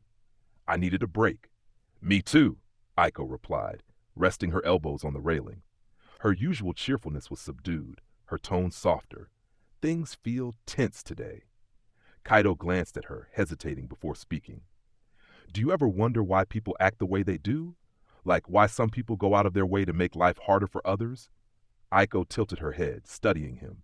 Are you talking about Takeshi? Kaito frowned, gripping the railing tighter. It's not just him. It feels like no matter what I do, there's always someone who thinks I'm not good enough. Like I don't deserve to be happy. Aiko's expression softened and she stepped closer to him. Kaito, you're not here to prove anything to anyone. People like Takeshi, people who put others down, they're the ones who feel small. It's not about you, it's about them. Kaito shook his head. It's not that simple. I don't want to drag you into it. I don't want you to regret. I could never regret you, Aiko interrupted her, her voice firm but gentle. You're not dragging me into anything. If anything, I'm choosing to be here. Her words made Kaito pause, the tension in his chest easing slightly. Thanks, Aiko. I mean it. Anytime, she said, her grin returning. Besides, if anyone's giving you trouble, they'll have to answer to me. Kaito chuckled, the sound low but genuine. I'd like to see that. As they stood there in silence, the unspoken bond between them grew stronger, a quiet understanding passing between their gazes. Whatever Hana and Takeshi were planning, it was clear that Kaito and Aiko's connection wouldn't be so easily broken. The morning sun shone brightly as students gathered on the athletic field for the relay event. Excitement buzzed in the air as groups huddled together, discussing strategies and hyping themselves up. Teachers handed out baton sets, and classmates cheered for their respective teams. Kaito stood in his group's designated spot, adjusting the wristband he had been given to signify his role as the anchor runner. His nerves buzzed beneath his calm exterior. Aiko was nearby, tying her shoelaces with her usual cheerful focus, while Ren leaned casually against a bench, cracking jokes about the opposing teams. Hana and Takeshi were a few feet away, pretending to go over strategies with their groups but throwing each other occasional knowing glances. You're good with the final stretch, right? Ren asked Kaito, breaking him out of his thoughts. Kaito nodded. Yeah, I've got it. Just don't mess up the handoff. Me? Mess up? Ren smirked, mock offended. I'm the perfect teammate. Aiko finished tying her laces and bounced on her toes, her pink ponytail swaying with her movements. Don't let him get in your head, Kaito. You'll do great. Kaito offered a small smile. Thanks. Ready to win, Takeshi? Hana's voice carried over, her tone loud enough to reach Kaito. Always, Takeshi replied confidently, shooting a smirk in Kaito's direction. Though I'm not sure everyone can say the same. Kaito stiffened, the jab hitting its mark. Aiko, noticing his reaction, frowned but chose not to comment. The teams lined up at their starting positions. Each group had 4 runners, with the baton passing down the line until the anchor leg, the final runner, would finish the race. The tension was palpable as the whistle blew and the first runner sprinted off. Ren took the second position for their team, and as the baton reached him, he bolted forward with surprising speed. His confident grin never left his face as he gained ground on the competition. Hana, in the third position for her team, received the baton next. She ran with precision, maintaining her lead and handing off the baton to Takeshi with a flourish. "Come on, Ren!" Kaito shouted, watching as Ren closed the gap and approached him with the baton. "You got this!" Ren yelled as he passed the baton to Kaito with a slap of their hands. Kaito gripped the baton tightly and took off, his legs pounding against the track. The cheers of his classmates blurred into a distant hum as he focused on overtaking Takeshi, who was just ahead of him. But as Kaito approached the final stretch, something unexpected happened. A small rock, unnoticed in the heat of the race, caught his foot. His stride faltered, and before he could regain balance, he tripped and tumbled forward, the baton slipping from his grasp. The crowd gasped as Kaito scrambled to his feet, his palms scraped and knees stinging. He grabbed the baton and pushed himself forward, but it was too late.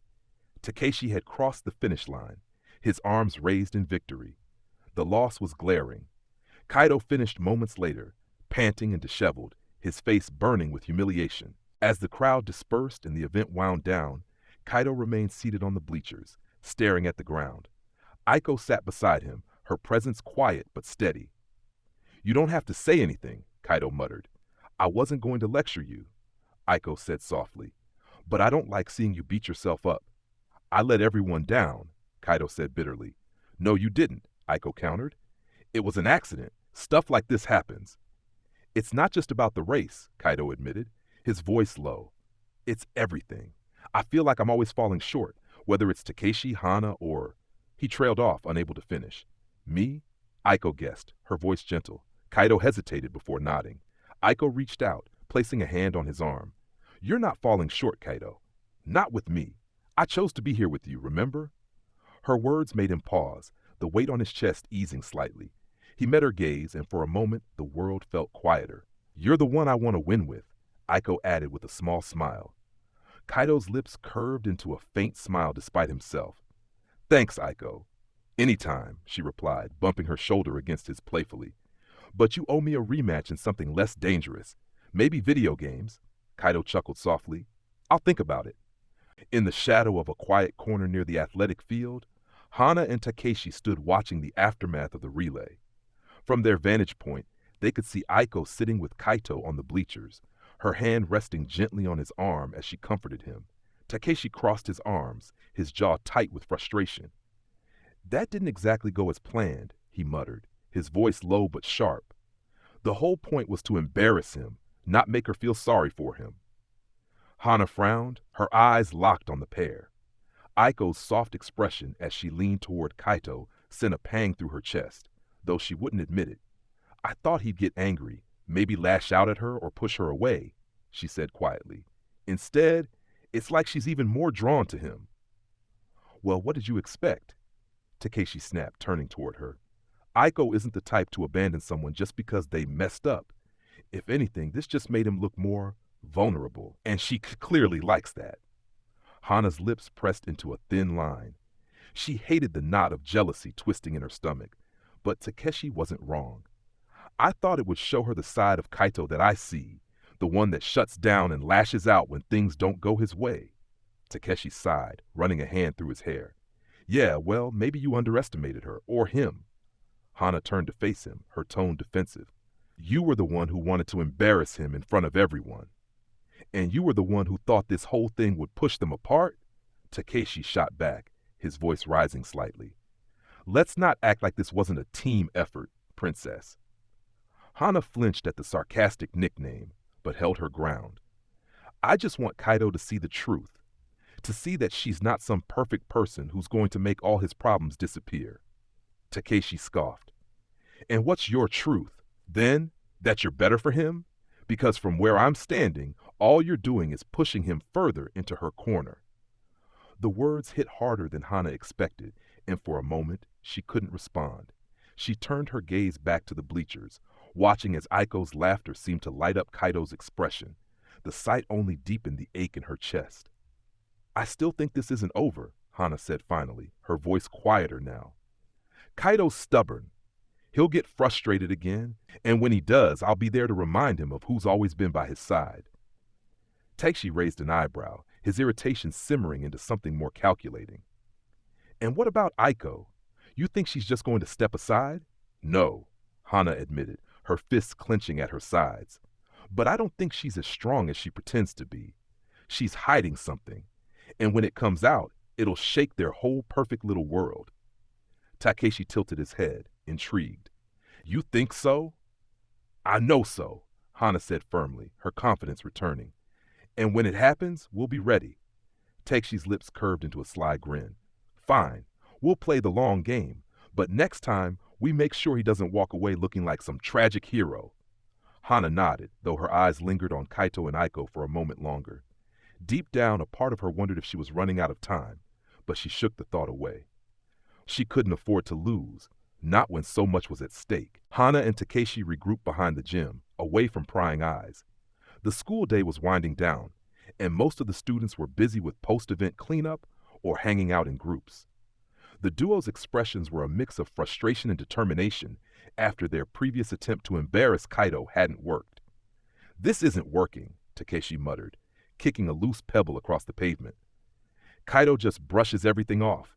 And Aiko? She's practically glued to his side." Hana clenched her fists, her frustration boiling beneath the surface. "It's because we're not going far enough. A little embarrassment isn't enough. We need something bigger, something that leaves a mark." Takeshi raised an eyebrow, intrigued. "What are you thinking?" Hana's gaze darkened as she leaned closer. "Sabotage. If we can't ruin his image directly, we can ruin something he's responsible for. The only way to really hurt someone like Kaito is to make him feel like he's failed, not just himself, but others." Takeshi smirked. "Like what? One of his duties?" "Exactly," Hana said. "He's on the committee for organizing tomorrow's showcase event, right? If something goes wrong with the setup, he'll get the blame." Takeshi nodded slowly, a plan forming in his mind. "So we mess with the equipment or the schedule? Maybe delay things just enough to cause chaos?" Hana considered the idea, her expression thoughtful. "Delays are too subtle. We need something that forces everyone to notice. If, say, the sound system malfunctions or the decorations are ruined. And if Kaito's in charge of those areas," Takeshi added, grinning, "everyone will point fingers at him." Hana's smirk mirrored his. "Exactly. He'll lash out, and when he does, Aiko will see the side of him I've been trying to warn her about." Later that evening, when most of the students had gone home, Hana and Takeshi slipped into the school gym, where preparations for the next day's showcase were underway. The decorations were already half completed, with streamers, banners, and a sound system set up at the front of the stage. Hana crouched by a box of equipment, her hands moving swiftly as she carefully loosened the connection cables for the microphones. She left them attached just enough that they wouldn't immediately fall apart, but would fail once the system was in use. Meanwhile, Takeshi moved to the decorations, subtly scattering some of the carefully folded banners and crumpling one or two of the larger posters. He knocked over a box of balloons, leaving them deflated and out of reach. "Done," Takeshi whispered, glancing toward Hana. "What about you?" "Almost," Hana replied, straightening up and surveying her work. "This will be enough to create chaos without looking deliberate." As they finished up, Hana paused, her eyes narrowing. "Remember, don't let anyone connect this to us. We need to make sure Kaito is the one who gets the blame." Takeshi nodded, a smug grin on his face. "Trust me, by the time this is over, no one will be looking at us." The next morning, students and staff arrived early to finalize the showcase preparations. Kaito was one of the first to arrive, his usual calm demeanor masking his excitement about the event. Aiko joined him shortly after, carrying a small box of supplies. "Everything's looking good so far," Kaito said, glancing around the gym. "Let's double-check the sound system before the others arrive." "On it," Aiko said, setting the box down and heading toward the stage. She plugged in the microphones, but as soon as she tested them, an ear-splitting screech echoed through the gym. Kaito winced, rushing over. What was that? The mics are acting up, Aiko said, frowning as she adjusted the settings. I don't understand. It was fine yesterday. Before they could troubleshoot further, a group of students arrived, noticing the chaos. Whispers began to ripple through the group as one of them pointed at the decorations, which were now crumpled and disorganized. What happened here? Someone asked. This isn't how it was yesterday, another added. Kaito's stomach sank as he realized the scale of the mess. He turned to Aiko, his voice steady but tinged with urgency. Can you check on the backup equipment? I'll handle the decorations. Aiko nodded, her expression determined. Got it. As Kaito scrambled to fix the damage, Hana and Takeshi watched from a distance, their expressions smug. Let's see how he handles this, Hana whispered to Takeshi. Or how he doesn't, Takeshi added, crossing his arms. The gym buzzed with activity as students prepared for the upcoming event. Tables were being set up, decorations were falling into place, and the mood was finally lifting. Kaito was double-checking a checklist with Aiko when Karen came rushing over, her face a mix of panic and urgency. The food's gone, Karen exclaimed, drawing startled looks from both Kaito and Aiko. What do you mean, gone? Kaito asked, setting the clipboard aside. I mean, it's not here, Karen replied. The delivery was supposed to arrive this morning, but it's nowhere to be found. The caterer said someone already picked it up. Aiko frowned, glancing at Kaito. That doesn't make sense. Who would take it? Kaito clenched his fists, his jaw tightening. It's sabotage. Someone's trying to ruin this. Ren, standing nearby, approached with his usual calm smirk but a sharp glint in his eye. Looks like someone's playing dirty. Aiko grabbed Kaito's arm, her blue eyes filled with determination. We can't just stand here. Let's go get some replacements. Kaito nodded, his voice steady but urgent. There's a convenience store a few blocks away. We'll pick up whatever we can. Ren clapped a hand on Kaito's shoulder. I'll cover for you guys here. Just hurry back before things spiral out of control. With a quick nod of thanks, Kaito and Aiko dashed out of the gym, their minds racing as they worked to salvage the situation. Kaito and Aiko jogged to the store, urgency propelling them forward. Upon arriving, Kaito grabbed a basket and began filling it with snacks, drinks, and any other supplies they could salvage for the event.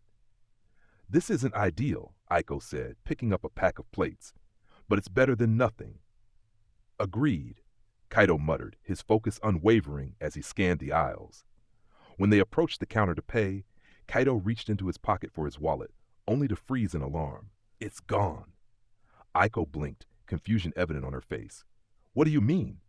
My wallet, Kaito said, his frustration rising. I must have left it back at the gym. Aiko bit her lip, her eyes shifting to the basket of supplies. We can't just leave this. I'll wait here while you go back. Kaito nodded, his determination sharpening as he sprinted out of the store, his heart pounding and his legs burning with effort. Back at the gym, Kaito burst through the doors, his breath coming in sharp gasps. Ren, lounging casually against a table with a drink in hand, raised an eyebrow. What's got you running laps? I left my wallet, Kaito managed to say between breaths. At least I think I did. We need the food from the store. Ren straightened, his relaxed demeanor shifting to concern. That doesn't sound like you. Something's off. Kaito scowled, frustration evident on his face. I don't have time for this, Ren. Aiko's waiting for me. Ren studied him for a moment, then reached into his pocket and pulled out a few bills. Here, take this. I'll cover it for now. Kaito froze, the tension in his shoulders easing slightly as he accepted the money. Thanks, Ren. I owe you. Ren smirked, handing it over with a casual wave. You're lucky I'm always prepared. Now go. I'll keep things running here. Without another word, Kaito turned and dashed back toward the store, a renewed determination in his stride. Ren watched him go, his smirk softening into a knowing expression as he muttered to himself, You've got this, man. Kaito sprinted back to the convenience store, his shirt clinging to his skin and his breaths coming in sharp gasps.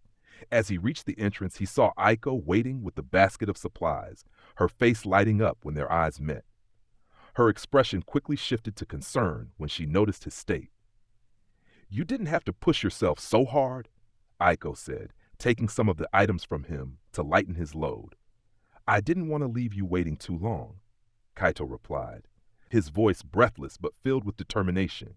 They quickly paid for the supplies, Aiko handling most of the transaction while Kaito steadied himself. As they left the store and started the walk back, Kaito's legs throbbed with every step, but he refused to slow down. "Next time," Aiko said, her tone teasing yet warm, "I'm carrying the money." Kaito let out a small laugh, despite his exhaustion. "Deal." The tension of the moment eased as they walked side by side, the weight of the supplies feeling lighter with each shared step. Even in the midst of chaos, their teamwork brought a sense of balance and understanding. Back at the gym, Ren leaned casually against a wall, his sharp eyes trained on Hana and Takeshi as they whispered to each other while working. Their smug expressions and subtle glances didn't escape his notice. "Suspicious," Ren muttered under his breath, crossing his arms. He strolled over to Karen and Rika, who were busy arranging the remaining decorations. "Hey, got a sec?" Karen looked up, curious. "What's up?" Ren gestured subtly toward Hana and Takeshi. "Those two? I think they're behind the missing food and all the other chaos today. I need your help keeping an eye on them." Rika raised an eyebrow, her calm demeanor unshaken. "You're asking us to spy on them?" Ren smirked, his tone light but purposeful. "Let's call it monitoring. Anything strange they do, any weird conversations, let me know." Karen's eyes gleamed with determination as she glanced at the pair. "Got it. They won't get away with anything under our watch." Rika nodded, her voice steady. "We'll keep you updated." Ren grinned, giving them a playful salute. "Perfect. Let's see how they like being outplayed for a change." As he walked off, Karen and Rika exchanged a look, already forming their plan. The subtle alliance gave Ren confidence. Hana and Takeshi wouldn't be able to move without someone noticing. The gym was bustling with activity, filled with the sound of laughter and shuffling feet as students worked to finalize the decorations. Amid the chaos, Ren's sharp eyes remained trained on Hana and Takeshi near the supply table. Their hushed tones and occasional glances toward the others didn't escape his notice. He leaned against a wall, his phone in hand, giving the impression of scrolling, but his focus was entirely on their every move. Karen sidled up beside him, balancing a box of streamers. "All right, Sherlock," she said with a smirk. "What's the plan?" Ren returned the smirk, his voice low enough not to draw attention. "Simple. We keep tabs on them without making it obvious. If they're up to something, they'll slip up eventually." Karen tilted her head, her brow arching skeptically. "You really think they're behind the missing food?" "I'd bet my lunch on it," Ren replied confidently. "And knowing Hana, this probably isn't her grand finale. She's too calculating to stop at just one move." Karen hummed thoughtfully, glancing toward Hana and Takeshi. "All right, I'll keep an eye out. But if you're wrong, you owe me that lunch you're betting." Ren chuckled, his grin widening. "Fair enough. But trust me, those two aren't as subtle as they think." As Karen walked off to deliver the streamers, Ren's smirk faded into a focused expression. He wasn't just trying to outmaneuver Hana and Takeshi. He was determined to protect Kaito and Aiko from whatever scheme they had brewing. As the setup continued, Takeshi nonchalantly approached a stack of decorations, his eyes darting around the gym to make sure no one was paying close attention. With a seemingly casual bump of his hip, he sent a box of neatly arranged napkins toppling to the floor. Hana was on it immediately, crouching down to gather the mess while whispering something to Takeshi that Ren couldn't quite catch from his spot. Karen, standing nearby, nudged Ren lightly. "Did you see that?" "Oh, I saw," Ren replied, his voice dripping with sarcasm. "Subtle as a brick, those two." From the corner of his eye, Ren noticed Rika walking purposefully toward Hana and Takeshi, her expression a mix of curiosity and suspicion. Sensing the risk, Ren quickly moved to intercept her, stepping in front of her path with an easy smile. "Not yet," he murmured, keeping his tone low and calm. Rika frowned, clearly confused. "But there." "Trust me," Ren cut her off, his voice steady but firm. "If they think we're onto them, they'll just get sneakier. Let's wait and catch them when they can't cover their tracks."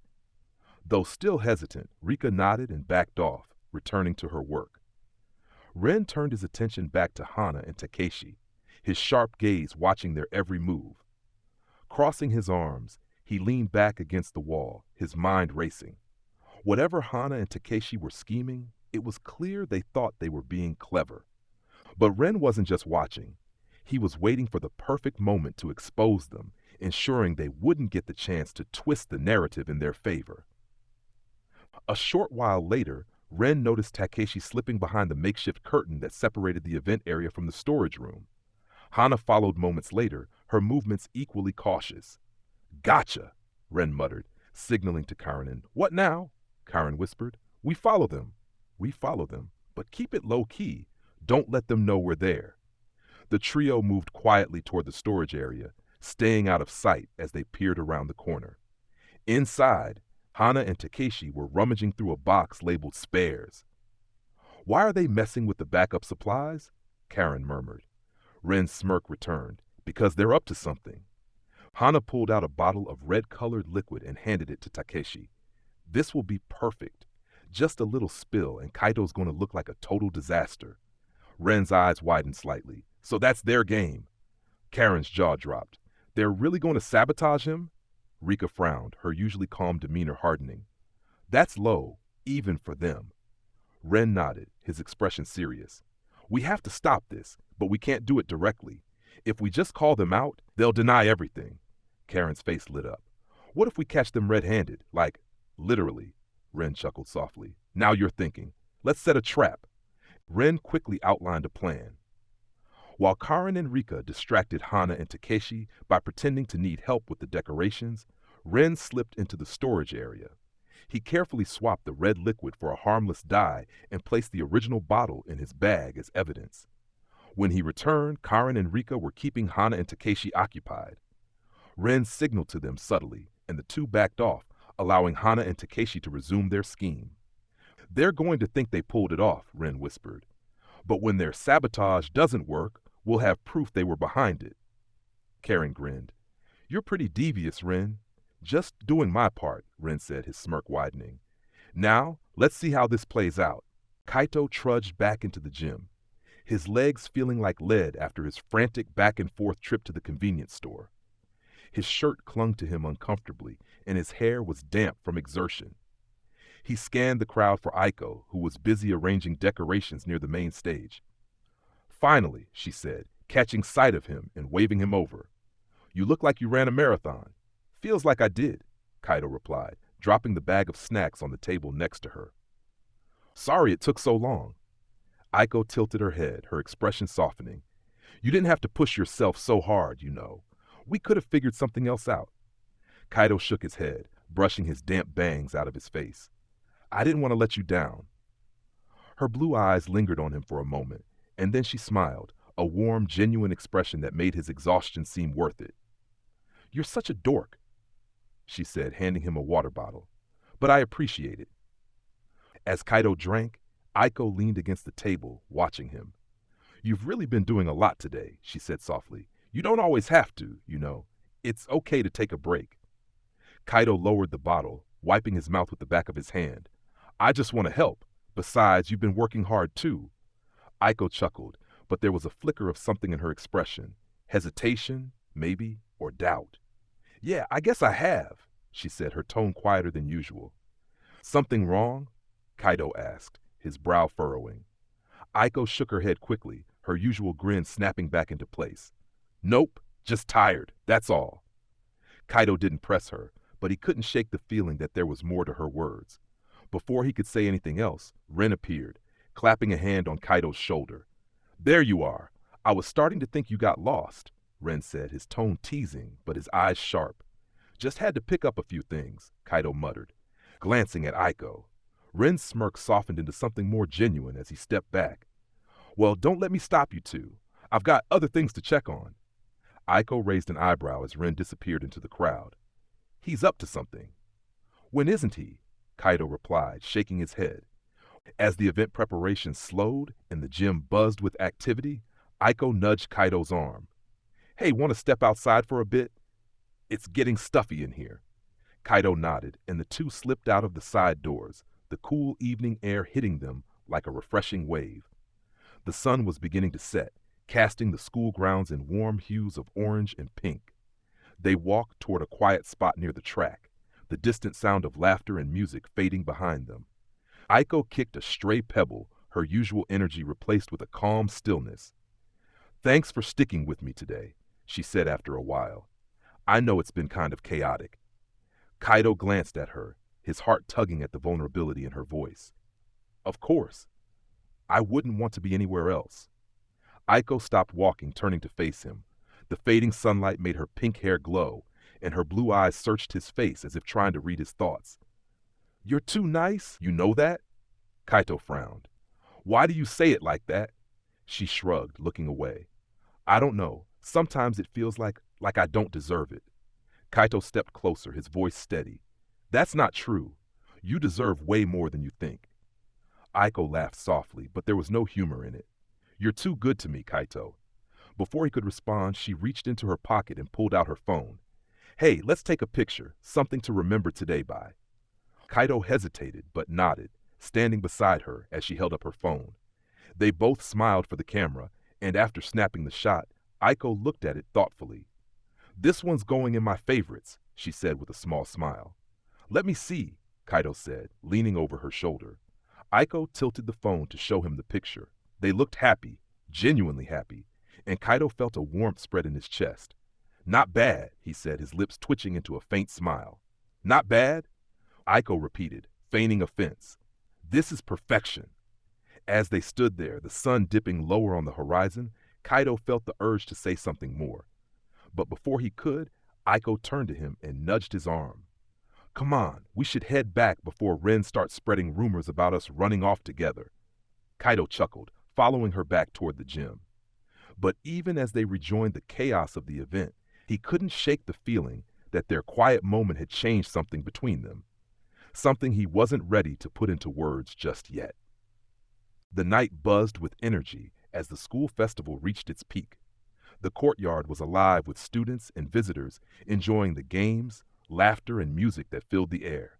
Colorful lights illuminated the various stalls, and the atmosphere was one of celebration and excitement. Yet, behind the scenes, a darker undertone brewed. Takeshi and Hana moved quietly through the less traveled corridors of the school, their expressions set with grim determination. Their earlier attempts at subtle sabotage had yielded mixed results, but now they were doubling down. For them, this was no longer just about undermining Kaito's success. It was about exposing what they believed to be his true nature to everyone. This is our chance, Hana whispered as they stopped near the main event staging area. If we time this right, the whole festival will see Kaito's meltdown. Takeshi smirked, adjusting the items in his hands. A bag containing props meant for the festival's closing act, now altered to include hidden elements designed to create chaos. Are you sure about this? He asked, his voice low but tinged with a hint of doubt. If this goes wrong, it's not just Kaito who could get in trouble. Hana's green eyes narrowed. It won't go wrong. Trust me. Kaito's been holding everything in all day. One more push and he'll snap. And when he does, everyone, including Aiko, will see the side of him they're blind to. Takeshi hesitated for a moment, then nodded, his expression hardening. Fine, let's do this. Together, they moved toward the backstage area, carefully positioning their sabotaged items where they would be most effective. They worked quickly, the noise and energy of the festival providing the perfect cover for their actions. As they slipped back into the crowd, Hana glanced toward the stage, where Kaito and Aiko were busy coordinating the final preparations. A flicker of doubt crossed her face, but she quickly pushed it aside. This was for the best, she told herself, for Kaito, for Aiko, and for the truth. The festival's final act was about to begin, and the stage was set, for celebration or disaster. Ren leaned casually against a supply room door, arms crossed as he blocked a younger student carrying a suspicious-looking bag. His sharp eyes scanned the contents, water balloons filled with dyed water. Nice try, kid, Ren said with a smirk. Who put you up to this? The student squirmed under his gaze. Takeshi told me it was just a prank. Ren chuckled, shaking his head. Yeah, no. Tell Takeshi his little games are over. As the student scurried away, Ren pocketed his phone, making a note to warn Kaito and Aiko. This guy doesn't give up, he muttered to himself, heading toward the next hotspot. At the food stall, Kaito and Aiko were serving customers with surprising efficiency. Aiko's charm drew a steady line of students, while Kaito managed the orders behind her. But when Aiko turned to grab more plates, she found the stack missing. Where did they go? She muttered, scanning the counter. Kaito frowned, stepping over to help search. We had plenty earlier. Did someone move them? Ren appeared carrying a box with a triumphant grin. Looking for these? Ren? Aiko said, act relieved. Where did you find them? Let's just say someone wanted to cause some chaos, Ren replied cryptically, placing the plates on the counter. But not on my watch. Kaito raised an eyebrow. Who? Ren waved him off. Don't worry about it. Just focus on running this stall. I'll keep an eye out. Though skeptical, Kaito nodded and got back to work. Aiko shot Ren a grateful smile, unaware of the storm brewing nearby. Not every attempt could be stopped, however. Later that evening, Kaito was tasked with delivering a box of raffle tickets to the main stage. He balanced the box carefully as he navigated the crowded gym, unaware of the subtle smirks from Hana and Takeshi watching from the sidelines. As Kaito turned a corner, a loose cord, strategically placed, snagged his foot. He stumbled, the box flying from his hands as tickets scattered across the floor.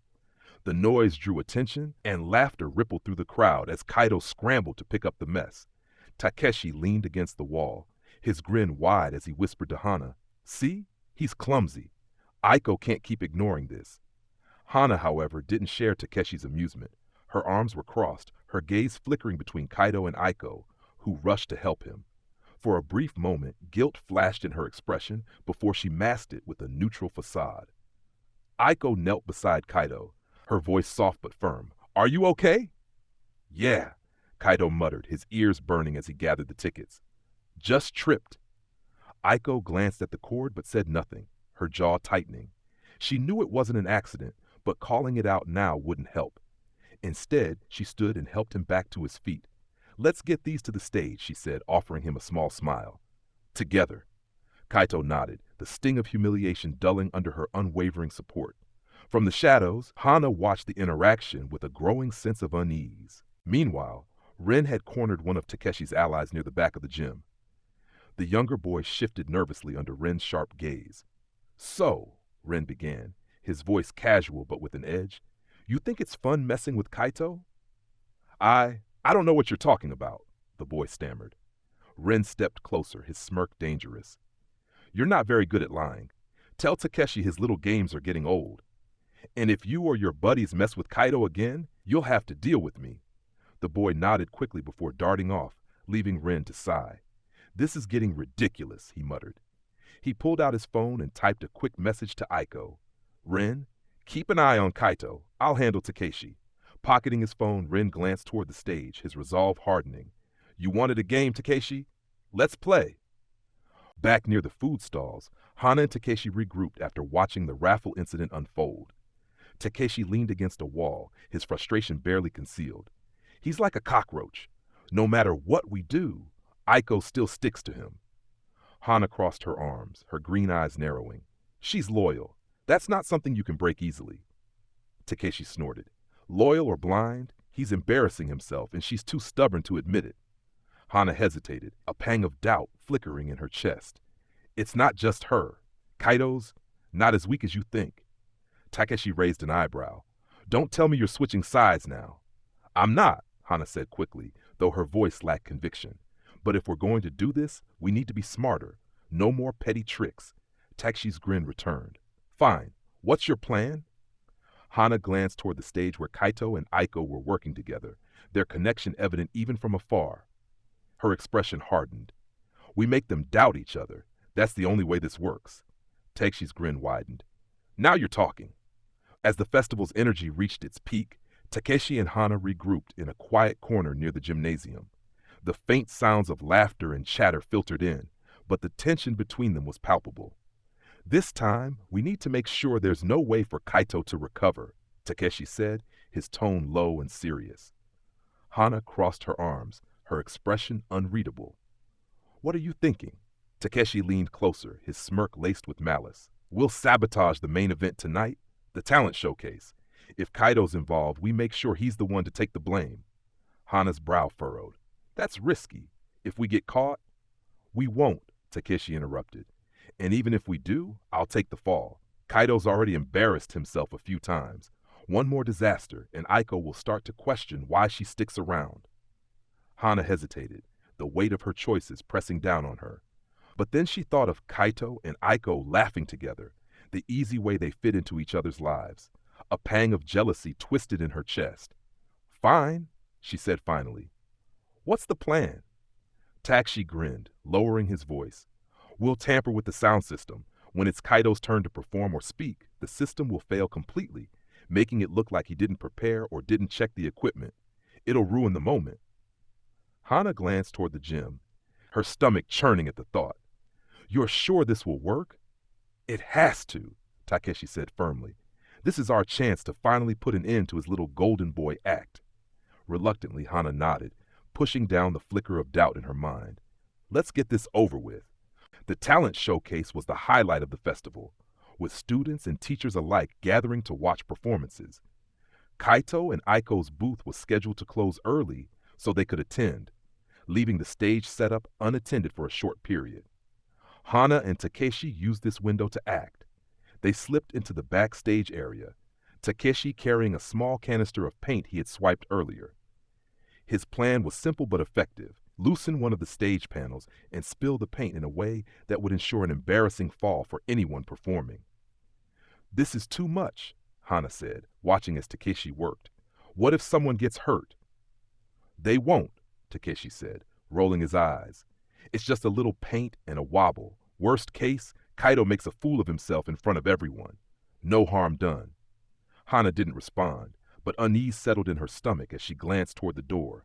She had wanted to expose Kaito, to make Aiko see his flaws, but this felt like crossing a line.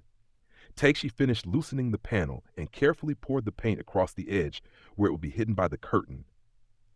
"Done," he said with a smirk, straightening up.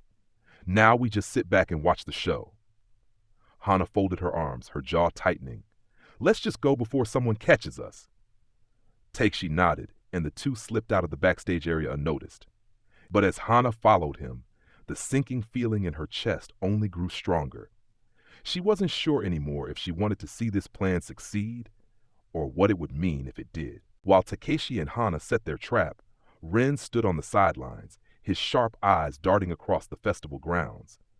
Karen and Rika had been keeping him informed throughout the day, sharing every suspicious movement made by Hana and Takeshi. As Ren spotted the two slipping into the backstage area, his stomach churned with suspicion. "They're up to something," he muttered under his breath. "What do we do?" Karen whispered, standing close by. Ren grinned, though tension was evident in his expression. "We stop it. Follow my lead." By the time Kaito and Aiko arrived at the talent showcase, the auditorium buzzed with energy. The excited chatter of students filled the air, and the stage lights cast a warm glow over the crowd. Aiko nudged Kaito with a playful grin. "Come on, you've got to be a little excited."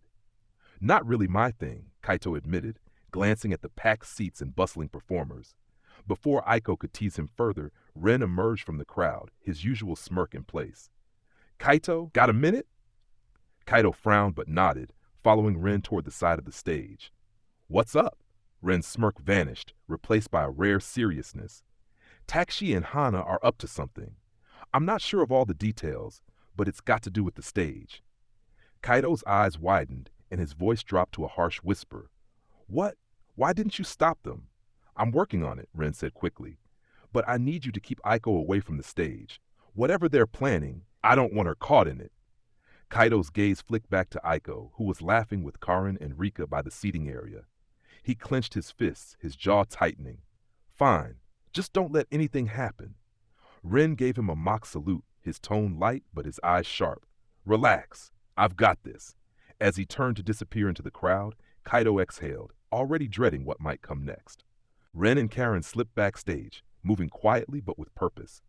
They caught sight of Takeshi and Hana mid-act, Takeshi clutching a canister of paint, while Hana stood nearby, her arms crossed nervously. Well, Ren drawled, his tone laced with mock amusement. "What do we have here? An art project gone rogue?" Takeshi froze, his scowl deepening as he turned to face Ren. "Mind your own business." "Oh, but this is my business," Ren said, stepping closer with a casual smirk. "Sabotaging Kaito and Aiko? That's a big no-no in my book." Hana's face paled as her gaze darted between them. "This isn't what it looks like," she said quickly, though her shaky voice betrayed her. "Really?" Karen chimed in, crossing her arms and raising an eyebrow. Because it sure looks like you're trying to mess with the showcase. Takeshi's fists clenched at his sides, his frustration boiling over. What's your problem, Ren? Why are you so obsessed with protecting Kaito? Ren's smirk sharpened. Because unlike you, I don't need to tear people down to feel good about myself. I actually care about my friends. The tension in the room was suffocating as Takeshi and Ren locked eyes, the unspoken challenge hanging in the air. Finally, with a frustrated growl, Takeshi hurled the canister of paint to the ground, the loud clatter echoing in the small backstage area. Fine, Takeshi spat, glaring at Ren. We're leaving. Let's go, Hana. Hana hesitated, her conflicted expression clear. She glanced at Ren, then at Takeshi, before reluctantly following him out of the room. The door swung shut behind them, leaving Ren and Karen alone in the tense silence. That was close, Karen said, her voice breaking the quiet. Ren exhaled, his smirk softening into a more serious expression. Too close, but we stopped it, for now. He bent down, picking up the discarded canister and turning it over in his hands. Let's make sure they don't get another chance. The noise of the talent showcase faded as Kaito and Aiko slipped out of the auditorium, leaving Ren and Karen to handle the rest. The cool night air greeted them, a welcome contrast to the bustling energy inside. Where should we go? Aiko asked, her voice carrying a hint of excitement. Kaito stuffed his hands into his pockets, glancing up at the sky as he thought. There's the park nearby. It's usually quiet around this time. Aiko grinned. Perfect. Lead the way. The two walked side by side, the distant sounds of the festival lingering in the background. The moonlight cast a soft glow over the streets, and Kaito couldn't help but steal a glance at Aiko, her pink ponytail swaying gently with each step. Thanks for coming with me, Aiko said, breaking the silence. I needed a break from all the chaos. You're thanking me? You're the one who suggested it, Kaito replied, a small smile tugging at his lips. Still, Aiko said, her tone softening. It's nice to get away from everything. Just us. Kaito's heart skipped a beat at her words, but he kept his composure, nodding as they approached the park entrance. The quiet surroundings and faint rustle of the trees created a peaceful atmosphere. Aiko stopped near a bench, motioning for Kaito to sit beside her. Let's rest here for a bit. They sat in comfortable silence, the cool breeze brushing past them. Aiko tilted her head back, gazing at the stars. You know, for all the drama today, I'm glad it happened. Kaito raised an eyebrow. Glad? Why? Because, she said, turning to him with a soft smile, it showed me how much you care about making things work, about helping me, about being there for everyone, even when it's not easy.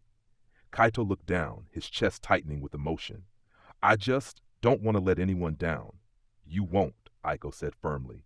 Not with me. Her words hung in the air, and for a moment, Kaito felt the weight of the day melt away. He glanced at her, his voice quiet but sincere. Thanks, Aiko. That means a lot. She nudged his arm playfully, her usual grin returning. Enough of the serious talk. Let's make a promise. No more worrying about what went wrong today. Deal? Kaito chuckled softly, holding out his pinky. Deal. Aiko linked her pinky with his, her laughter light and genuine. See, you can relax. As they sat under the starlit sky, the world around them felt distant. In that moment, it was just the two of them, and Kaito realized he didn't need anything more. The cool evening air greeted them as they left the school grounds, the distant hum of the festival fading behind them. Aiko walked beside Kaito, her hands tucked into her jacket pockets, her pink ponytail swaying with each step. Thanks for coming with me, Aiko said, her voice quieter than usual. I needed this. Kaito glanced at her, noticing the rare vulnerability in her tone. You okay? Aiko stopped walking and looked up at the sky, the first stars beginning to peek through the twilight. It's just been a lot lately. The festival, the drama, everything. Sometimes I just want to get away from it all, you know? Kaito nodded, understanding the sentiment all too well. Where do you want to go? Aiko smiled, her gaze drifting back to him. Anywhere's fine as long as I'm with you. Her words sent a rush of warmth through him, and he looked away to hide the faint blush creeping up his neck. You're terrible at being subtle, you know that? Why bother? She teased, bumping his shoulder. Subtlety's overrated. Their wandering led them to a small park with a quiet lake, the moonlight reflecting off the water like scattered diamonds. Aiko tugged on Kaito's sleeve, pulling him toward a bench near the shoreline. This is perfect, she said, plopping down and gesturing for him to join her. Kaito sat beside her, the gentle sounds of the water lapping against the shore filling the silence. For a while, neither of them spoke, content to sit together and watch the ripples on the lake's surface. You know, Aiko said after a moment, her voice thoughtful, this reminds me of when I was a kid. My parents used to take me to a place like this, back when they had time. Kaito turned to her, frowning slightly. They're still busy, huh? Aiko shrugged, her smile bittersweet. They mean well. But yeah, it's why I keep myself busy too. I guess it's easier than feeling forgotten. Kaito's chest tightened at her words, and before he could stop himself, he reached over and took her hand. You're not forgotten, Aiko. Not to me. Her eyes widened at his gesture, but she didn't pull away. Instead, she squeezed his hand lightly. Thanks, Kaito. As the evening deepened, Aiko stood and stretched, glancing at the clear sky above them. Look at all those stars. Makes everything else feel so small, doesn't it? Kaito followed her gaze, the vast expanse of the night sky stretching out above them. Yeah. Aiko turned back to him, her expression playful again. Hey, let's make a wish. Kaito tilted his head. On what? There's no shooting star. Doesn't matter, Aiko said, closing her eyes dramatically. Just wish for something. Kaito watched her for a moment, the faint moonlight highlighting the soft curves of her face. Then he closed his eyes too. What'd you wish for? She asked, peeking at him. Not telling, Kaito said, a small smile tugging at his lips.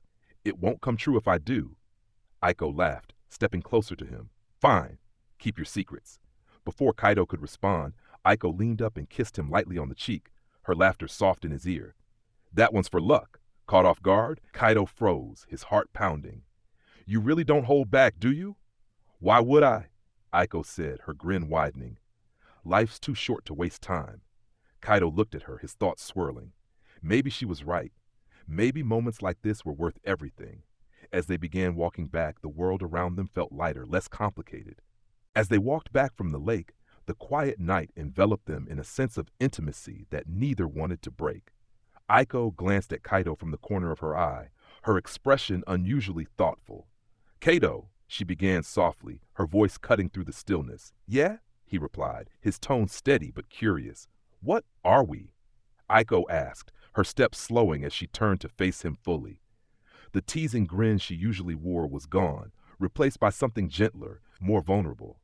Kaito stopped walking too, caught off guard by the question. What do you mean? Aiko tucked a strand of pink hair behind her ear, her gaze dropping to the ground. I mean, we've kissed. We've spent all this time together. You're really important to me, but I don't know what that means for us. Kaito's chest tightened as he searched for the right words. You're important to me too, Aiko, more than anyone.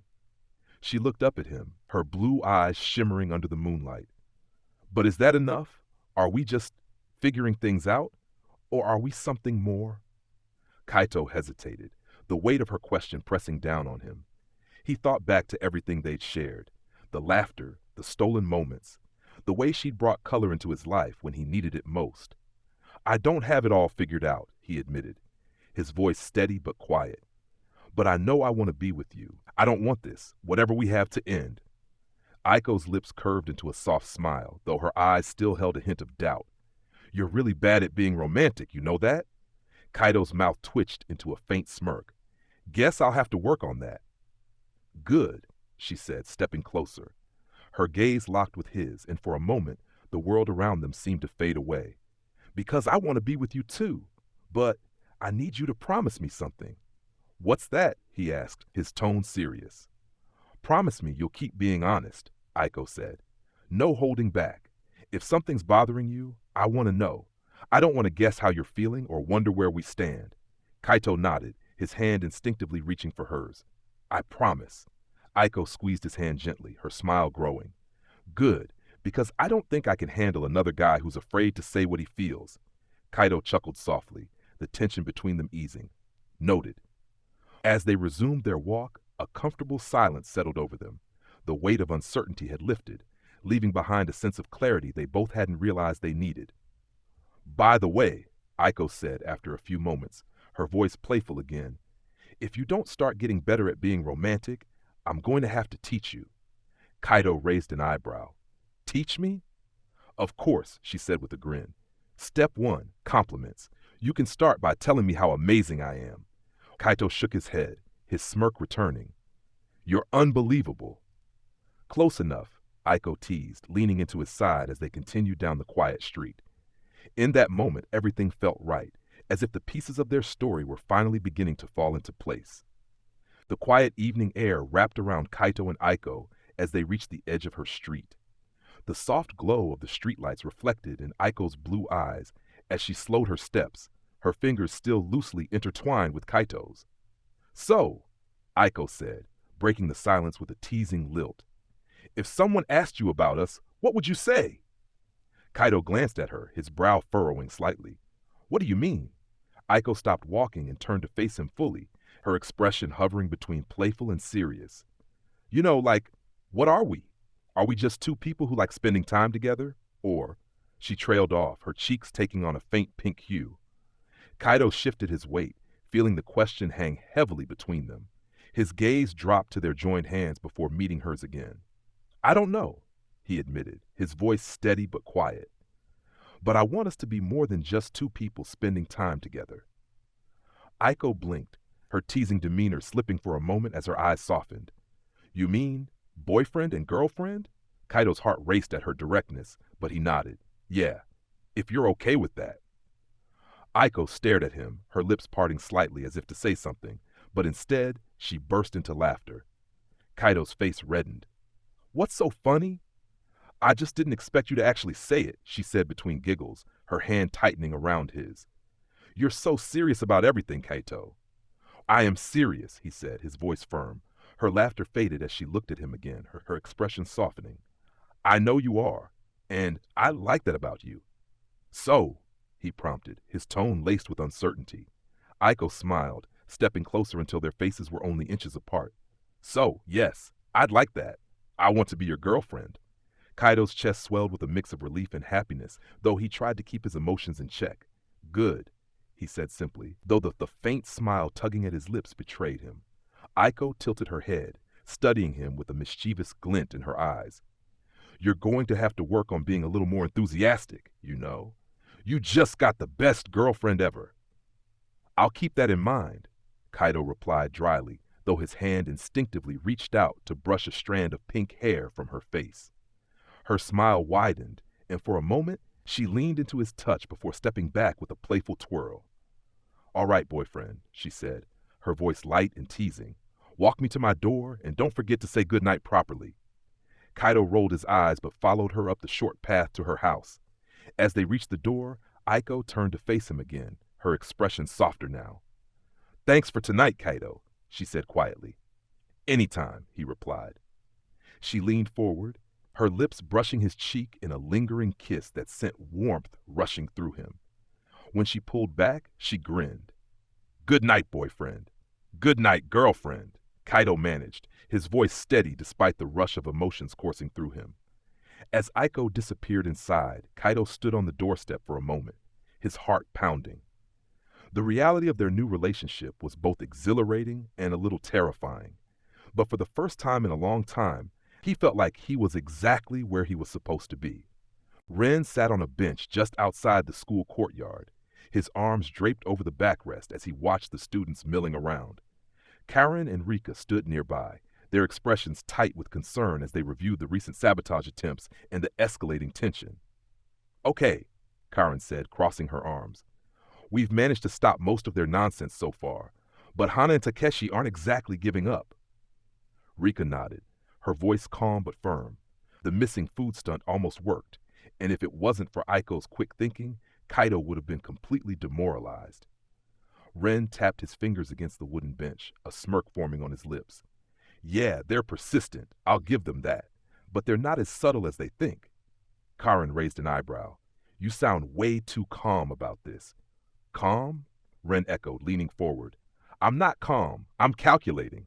They want to embarrass Kaito, right? But now that Kaito and Aiko are a thing. He let the sentence hang, his grin widening. They'll double down, Rika finished for him. Exactly, Ren said, standing up. And that's where we hit them hardest. We'll use their desperation against them. Karen looked skeptical. That's a great idea in theory, But Hana knows Kaito better than any of us. She'll exploit that. Ren's expression darkened slightly, but his tone remained steady. That's why we need to stay 2 steps ahead. They'll try to sow doubt between Kaito and Aiko. We can't let that happen. Do you really think Kaito is that fragile? Karin asked. No, Ren admitted. But Hana does, and she's banking on it. Hana and Takeshi stood in the quiet corner of a classroom, their voices low but tense. You said this would work, Takeshi muttered, his arms crossed. But all we've done is make them look like some cute power couple. Hana's green eyes narrowed. It's not my fault you decided to confess to her in the middle of everything. That was your mistake. Takeshi bristled. At least I made my feelings clear. What's your excuse? You're just hanging around waiting for Kaito to come running back to you. Her jaw tightened, but she didn't respond to the jab. Instead, she leaned closer, her voice sharp. You don't get it, do you? Kaito and Aiko's relationship is built on a fantasy. She's his escape from reality, but if we show him what she's really like, he won't care, Takeshi interrupted. You're underestimating how much he likes her. Hana hesitated for a moment before straightening. Then we make him question if she likes him just as much. Aiko isn't as untouchable as she looks. What's your plan? Takeshi asked, his tone skeptical but intrigued. Hana glanced toward the window, her expression cold and calculating. We plant a seed of doubt, something small but believable. Aiko has secrets, and Kaito's biggest weakness is overthinking. It's only a matter of time before he spirals. Takeshi smirked. You're ruthless, you know that? Hana's lips curved into a faint smile. I'm determined. There's a difference. The next day, Ren caught up with Mei in the hallway, his expression unusually serious. Mei, he said, pulling her aside, we need to talk. Mei crossed her arms. About Hana, I'm guessing? Ren nodded. And Takeshi, they're not backing down, and I have a feeling they're going to go for something bigger soon. Something that could really mess with Kaito and Aiko. So what do you want me to do? Mei asked. Keep an eye on Hana, Ren said.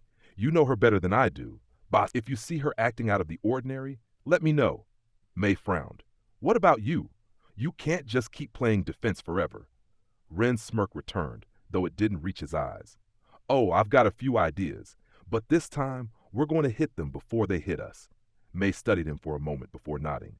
Just don't push Kaito too hard. He's been through enough already. Ren's expression softened. I know. That's why I'm doing this.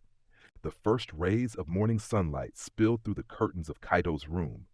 He groaned softly, rolling over and reaching for his phone to check the time. Just as he was about to start his usual morning routine, a familiar knock echoed from the front door. Kaito! His mother's voice called from downstairs. You have a visitor! Kaito froze, blinking in confusion. A visitor this early? He quickly got out of bed, ran a hand through his messy black hair, and hurried to the window. Standing on the porch, wearing her school uniform and her signature grin, was Aiko, a small bag of groceries in her hand. She can't be serious, Kaito muttered, throwing on a hoodie before jogging downstairs. When he reached the front door, he found Aiko chatting with his mom, her pink ponytail gleaming in the early sunlight. Good morning, Aiko greeted him brightly. Figured I'd walk to school with you, and I brought stuff for breakfast. You brought breakfast? Kaito asked, still half asleep. I thought it'd be nice, Aiko said, lifting the bag. Your mom said it was okay. She's adorable, his mom said, smiling warmly. Kaito, why didn't you tell me your girlfriend was such a sweetheart? Mom, Kaito said, his face turning red. Aiko laughed, clearly enjoying his embarrassment. I'm just making breakfast. Nothing big. Well, come in, his mom said, stepping aside. Kaito, help her get started. Aiko was a whirlwind of energy as she took charge of the kitchen, pulling ingredients from her bag and setting them neatly on the counter. She tied her pink ponytail into a bun to keep it out of the way, then grabbed an apron hanging from a nearby hook. Do you just carry groceries everywhere? Kaito asked, leaning against the counter. Only when I want to impress my boyfriend's family, Aiko said, flashing him a cheeky grin. Kaito sighed but couldn't stop the small smile forming on his lips. What are you making? Pancakes, Aiko said confidently. The best pancakes you've ever had. I'll believe that when I see it, Kaito teased, earning a playful nudge from her. As they worked side by side, Aiko assigned Kaito tasks, whisking batter, chopping fruit, setting the table, while she focused on cooking. His mom occasionally popped in to check on them, her approval evident in the warm smiles she sent their way. "You're really good at this," Kaito said, watching as Aiko expertly flipped a pancake. "Had to learn," Aiko said with a shrug. "When your parents are too busy to cook, you figure it out. Plus, I like cooking. It's fun." Kaito's chest tightened at the casual way she mentioned her parents. Before he could say anything, Aiko turned to him, her blue eyes bright. "And it's even more fun with you." The table was soon filled with a stack of golden pancakes, bowls of fresh fruit, and a small dish of whipped cream that Aiko had insisted was mandatory. Kaito's mom and younger sister sat down eagerly as Aiko served the plates with flair, making them laugh with her dramatic presentation. "This is amazing," Kaito's sister said, taking a big bite. "Agreed," their mom added, smiling warmly. "Kaito, you've got a good one here." Yeah, Kaito muttered, his ears turning pink as he focused on his plate. Aiko laughed, clearly unbothered by the teasing. "I'm glad you like it." As they ate, Aiko shared lighthearted stories about her childhood, her animated retelling drawing laughter from everyone at the table. Kaito couldn't help but feel a sense of warmth as he watched her fit so effortlessly into his family. "You know," his mom said at one point, her tone genuine, "you're welcome here anytime, Aiko." "Thank you," Aiko said, her voice sincere and her smile soft. "I'd like that." Kaito glanced at her, his chest tightening with a mix of emotions he wasn't ready to name. For now, he was content to enjoy the moment, surrounded by laughter and the comfort of shared company. After breakfast, Aiko helped clean up the kitchen before grabbing her bag. Kaito followed her out the door, the two of them walking towards school together. "That went well," Aiko said, her tone light and cheerful. "Better than expected," Kaito admitted with a small smile. "Your mom's sweet," Aiko said, glancing sideways at him. "And your sister's adorable. I think I won them over." "You think?" Kaito teased, arching an eyebrow, which earned him a playful shove from Aiko. For a moment, they walked in comfortable silence, the morning sun casting a golden glow over the quiet streets. Then Aiko stopped, turning to him with an unexpectedly soft expression. "Hey, thanks for letting me come over this morning. I know it was kind of last minute, but—" She hesitated, her smile gentle. "It meant a lot to me." Kaito met her gaze, his chest tightening at the sincerity in her voice. "You don't have to thank me. You're part of my life now, Aiko. This is normal." Aiko's cheeks flushed slightly, and she reached out, taking his hand and intertwining their fingers. "Normal, huh? I think I like normal." Kaito's lips curved into a soft smile. "Me too." As they approached the school gates, Aiko gave his hand a gentle squeeze before letting go, her playful grin returning. "Let's make today a good one." "Yeah," Kaito said, watching her walk ahead, her pink ponytail swaying in the sunlight. "Let's." As Kaito and Aiko approached the school gates, the usual morning buzz of students filled the air. Groups of friends gathered near the entrance, chatting and laughing, while others rushed to finish homework or grab a quick breakfast. Kaito adjusted the strap of his bag nervously, glancing sideways at Aiko. She walked with her usual confidence, her pink ponytail swaying behind her, but this time her hand was casually looped through his arm. "Are you sure about this?" Kaito asked, his voice low, glancing at the crowd ahead. Aiko turned to him with a teasing smile. "Why wouldn't I be?" "Well, people are going to notice," he said, feeling his cheeks heat up. "That's kind of the point," Aiko said with a smirk, giving his arm a light squeeze. "We're dating, remember? Or are you embarrassed to be seen with me?" "What? No," Kaito said quickly, his voice louder than intended, drawing a few curious glances from nearby students. Aiko laughed, clearly enjoying his flustered reaction. "Relax, Kaito. I'm just teasing." But as they stepped through the gates, it felt as though all eyes were on them. Whispers and murmurs rippled through the crowd, and Kaito felt his stomach twist. "Is that Kaito with Aiko? Since when are they a thing?" "They're holding hands. No way." Kaito's grip on his bag tightened, his nerves threatening to overwhelm him, but then Aiko leaned closer and whispered, "Ignore them. It's just noise." He glanced at her, and the calm confidence in her expression settled something in him. Taking a deep breath, he straightened his shoulders and kept walking. The whispers continued, but with Aiko beside him, her hand on his arm like an anchor. Kaito found that he didn't care as much as he thought he would. For once, the noise didn't matter. The moment they stepped into their classroom, the reactions became even more direct. Ren, who was already at his desk, looked up and immediately grinned. Well, well, Ren said, leaning back in his chair. Look who finally made it official. Morning, Ren, Aiko said cheerfully, ignoring his smug tone. Kaito groaned, already feeling his face heat up. Can you not make a big deal out of this? A big deal? Me? Ren said, feigning innocence. Never. Before Kaito could respond, the door slid open, and Hana entered the room. Her usual warm smile faltered the moment she saw them. Her green eyes flicked to Aiko's hand still looped through Kaito's arm, and something unreadable flashed across her face. Morning, Hana said, her tone carefully neutral. Morning, Kaito replied, feeling a wave of awkwardness settle over him. Aiko, however, didn't seem fazed. Good morning, Hana, she said brightly, offering a wave. Hana nodded but said nothing more, quickly taking her seat. Ren, ever observant, raised an eyebrow but chose not to comment, for now. The classroom atmosphere felt charged, but Aiko carried on as if nothing had changed. Her confidence was steady, even as Kaito glanced between her and Hana, unsure of how to handle the growing tension. Ren leaned forward slightly, his eyes glinting with interest as he watched the dynamics play out. It was clear. The day had only just begun, and things were already complicated. By the time lunch rolled around, the news of Kaito and Aiko's relationship had spread like wildfire. Aiko, seemingly unfazed by the attention, led Kaito to their usual spot on the rooftop. Ren joined them shortly after, balancing a tray of food. You know you've made headlines, right? He said, sitting down with a smirk. What do you mean? Kaito asked, though he already had an idea. People are talking about it everywhere, Ren said, gesturing vaguely. The quiet, brooding Kaito dating the bubbly, unstoppable Aiko? It's like a drama come to life. Great, Kaito muttered, rubbing his temples. Aiko laughed, nudging him playfully. Let them talk. I don't care what they think. Of course you don't, Ren said, smirking wider. But Kaito? He's over here dying inside. I'm fine, Kaito insisted, though his tone lacked conviction. Ren's smirk widened, but before he could tease further, the rooftop door creaked open, and Hana stepped out, a bento in her hands. Mind if I join you? She asked, her tone pleasant, though her eyes briefly flicked between Kaito and Aiko. Of course not, Aiko said with her usual cheer. The more, the merrier. Hana sat down across from them, her smile polite but a touch strained.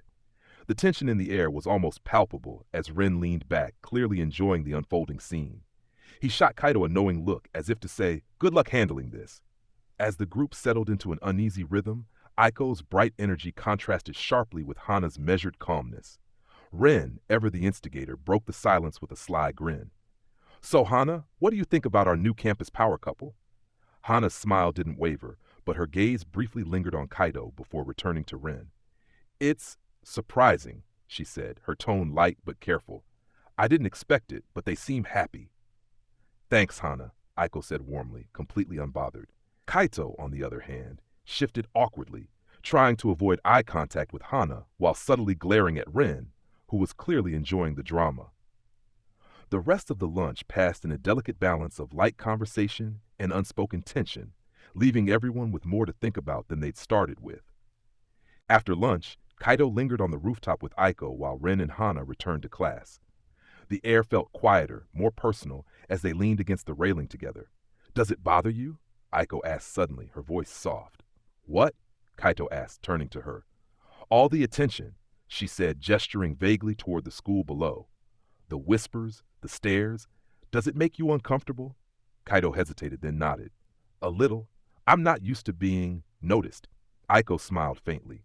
Well, get used to it, because I'm not going anywhere. Her words made his chest tighten, but this time it wasn't from anxiety. It was something warmer, steadier. Thanks, Aiko, he said quietly. For what? For being you, he said, his voice sincere. Aiko blinked, her cheeks turning a faint shade of pink. You're such a dork. Kaito chuckled, feeling lighter than he had in days. The school day progressed with an unusual buzz in the air, whispers about Kaito and Aiko following them wherever they went. But if Aiko noticed, she didn't let it show, walking through the halls with her usual energy. Kaito, on the other hand, was hyper-aware of everything, especially how much he wanted to make sure Aiko was happy. Between second and third period, Aiko shifted her bag onto her shoulder with a small groan. I think my bag's trying to sabotage me, she joked, shaking her head. Why is it so heavy today?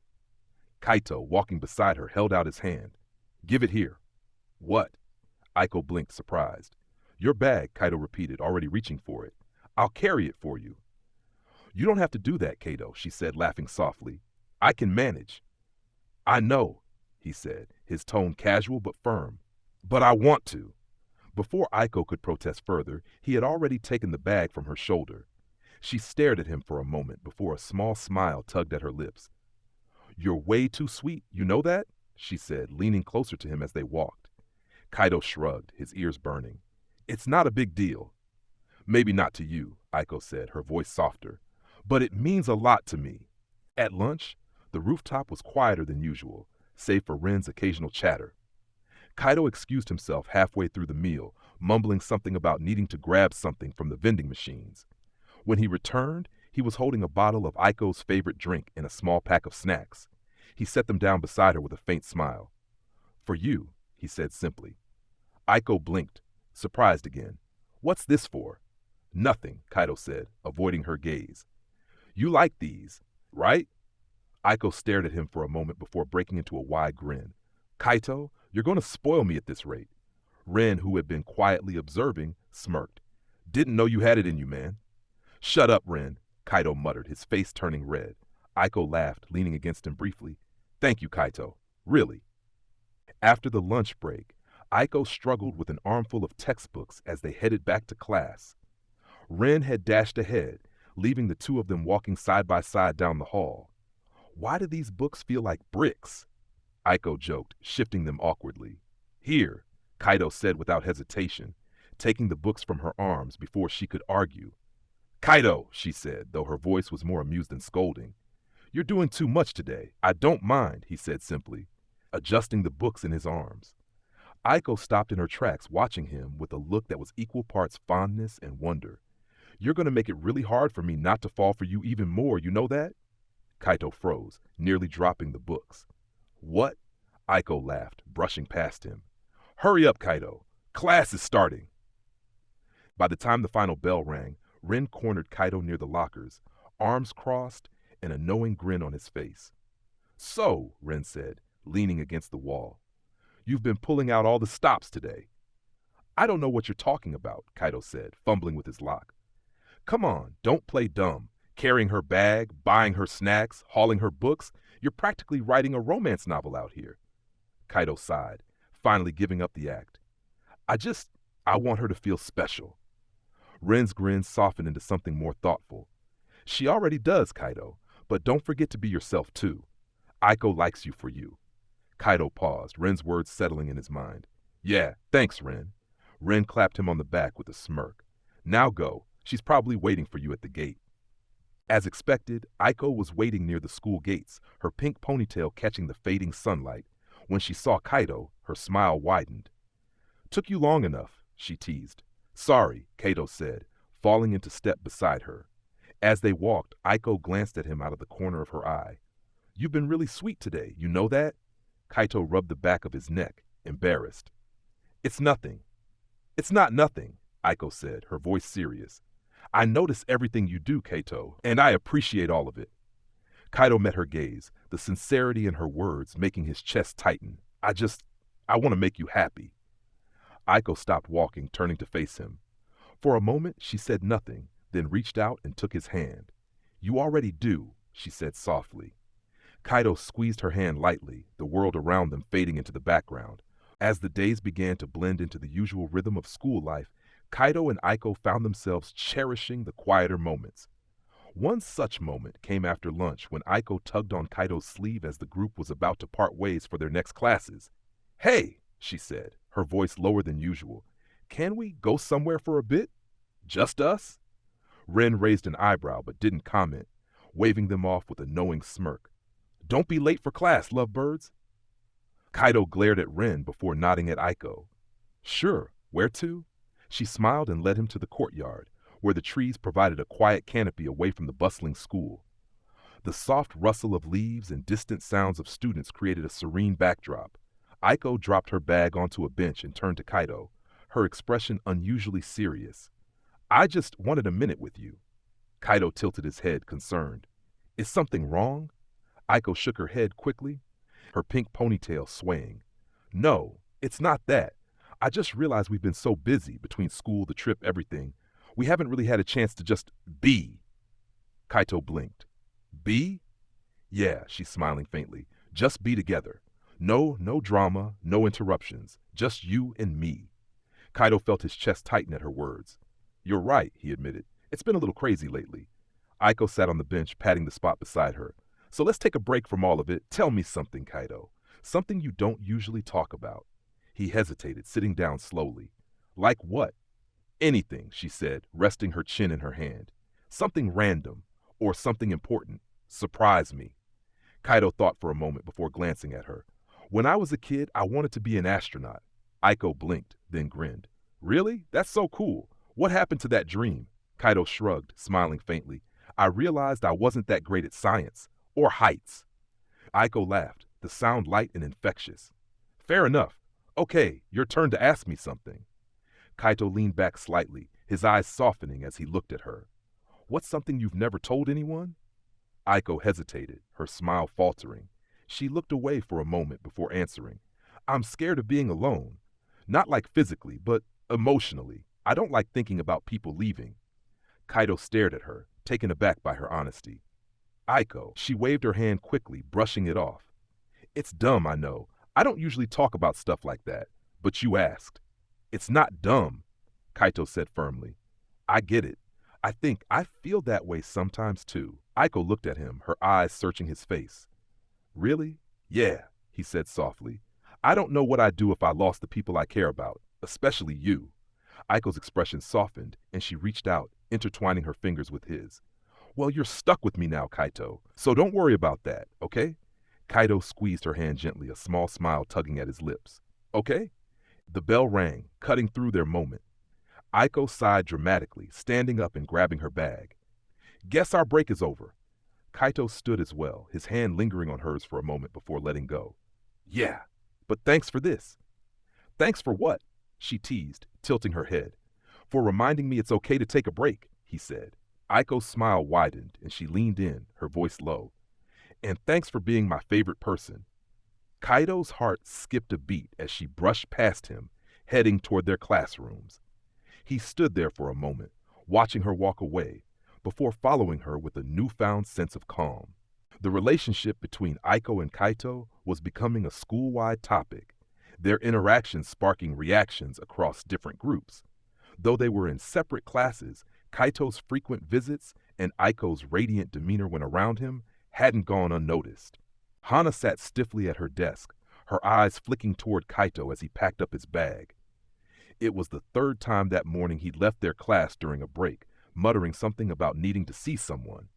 Hana didn't have to guess who. Ren, who had been idly spinning a pen between his fingers, leaned over to May. There he goes again, he said, smirking. May rolled her eyes but smiled faintly. I think it's sweet. He's making an effort for someone he cares about. Sweet? Sure, Ren said, his tone light but teasing. But you know, Kaito, he doesn't do half measures. If this keeps up, he'll start bringing her handwritten poetry or something. May chuckled but glanced at Hana, who was gripping her pencil tightly, her jaw clenched. You okay, Hana? May asked gently. Hana forced a smile, but it didn't reach her eyes. I'm fine, just focused. Ren raised an eyebrow but didn't push. Instead, he leaned back in his chair. Well, I'm rooting for the guy. Aiko's good for him. Keeps him from being all broody and boring. Hana's pencil snapped in her hand, the sound drawing both May's and Ren's attention. Everything okay? Ren asked, feigning innocence.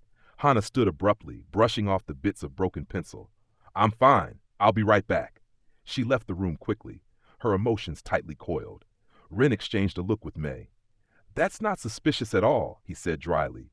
Meanwhile, in Aiko's classroom, Takeshi leaned against his desk, watching as Kaito entered with a juice box and a small snack in hand.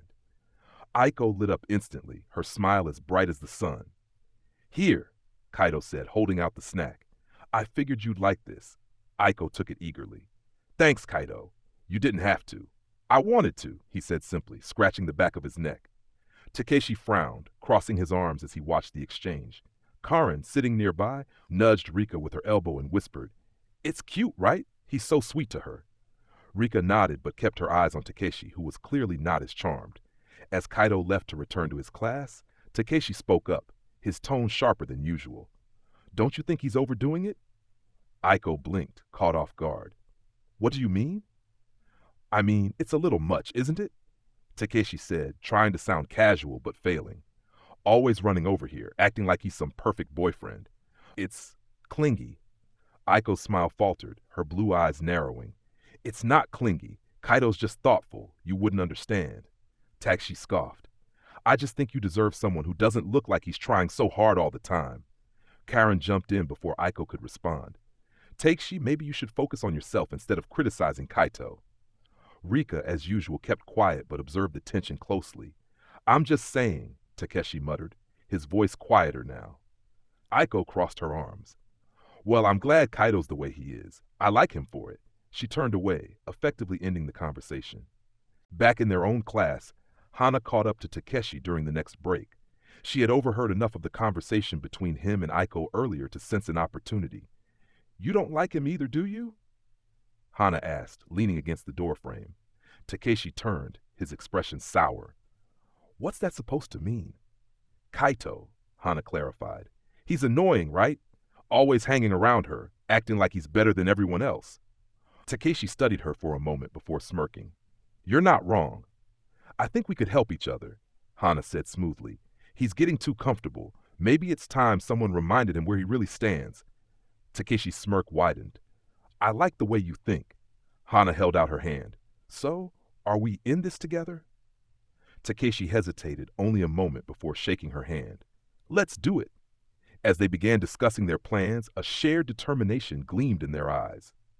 They had different reasons, but one goal, to shake Kaito and Aiko's foundation. The school day ended, and as students filed out of classrooms, Aiko approached Kaito and Rin with her usual enthusiasm. Hey, she called, waving as she jogged over to them. Her pink ponytail bounced with every step, and her smile lit up the hallway. What are you guys doing after school? Kaito glanced at her, already feeling his day brighten. Nothing, why? I was thinking we could all go grab something to eat. You know, like a group thing, Aiko suggested, her blue eyes gleaming. Rin grinned. Free food? I'm in. Hana, who had been lingering nearby, stepped closer. Sounds fun. Where were you thinking? Aiko tapped her chin thoughtfully. There's that new diner near the park. I heard it's good and not too expensive. Perfect, Rin said. I've been meaning to try that place. Let's invite Karen and Rika too, Aiko added. Hana's smile faltered for a moment, but quickly recovered. The more, the merrier. The group arrived at the diner shortly after, the smell of sizzling food greeting them as they stepped inside. The cozy, retro interior was filled with booths, bright red seats, and a jukebox playing soft rock in the corner. This place is cute, Karen said, spinning around to take it all in. I already love it, Rika said quietly, eyeing the menu as they slid into a large booth. Kaito ended up sitting beside Aiko, with Rin and Hana on the other side. Karen and Rika occupied the far end of the table, chatting quietly about what to order. As the group settled in, Aiko leaned closer to Kaito. Thanks for coming along. I wasn't sure everyone would be up for it. Why wouldn't we? Kaito asked, genuinely curious. Aiko shrugged, her smile turning sheepish. Sometimes I feel like I drag people into things. Kaito shook his head. You don't. This is nice. Rin overheard and smirked. Wow, Kaito actually admitted something is nice. Write this down, people. Don't you have anything better to do than comment on everything I say? Kaito shot back, though his tone lacked any real annoyance. Nope, Rin replied, grinning as he took a sip of his drink. As the meal progressed, the group fell into easy conversation, though subtle tensions lingered. Hana watched as Aiko playfully nudged Kaito, her heart sinking with every laugh they shared. She tried to keep up with the conversation, but her mind kept drifting to the growing distance between her and Kaito. Rin, ever observant, noticed her distraction and decided to steer the conversation. So Hana, any big plans this weekend? Hana blinked, snapping out of her thoughts. Oh, not really. Maybe just catching up on some reading. You should try getting out more, Rin teased. Who knows, you might actually have fun. Hana forced a smile. Maybe. Meanwhile, Karen and Rika took turns teasing Aiko about her perfect boyfriend, causing her to blush slightly. He's not perfect. Aiko said, glancing at Kaito with a grin. But he's close. Kaito's face flushed and he muttered, "Can we not do this here?" "Aw, don't be shy," Karen said, giggling. Even Rika, usually quiet, added, "You two are kind of adorable." As they left the diner, the group lingered outside under the warm glow of the streetlights. Aiko stretched her arms above her head and sighed contentedly. "That was so good. We should do this more often." "Agreed," Karen said. "Next time, it's on Ren." "Excuse me?" Ren said, feigning shock. "Why me?" "Because you eat the most," Rika said bluntly, earning laughter from everyone.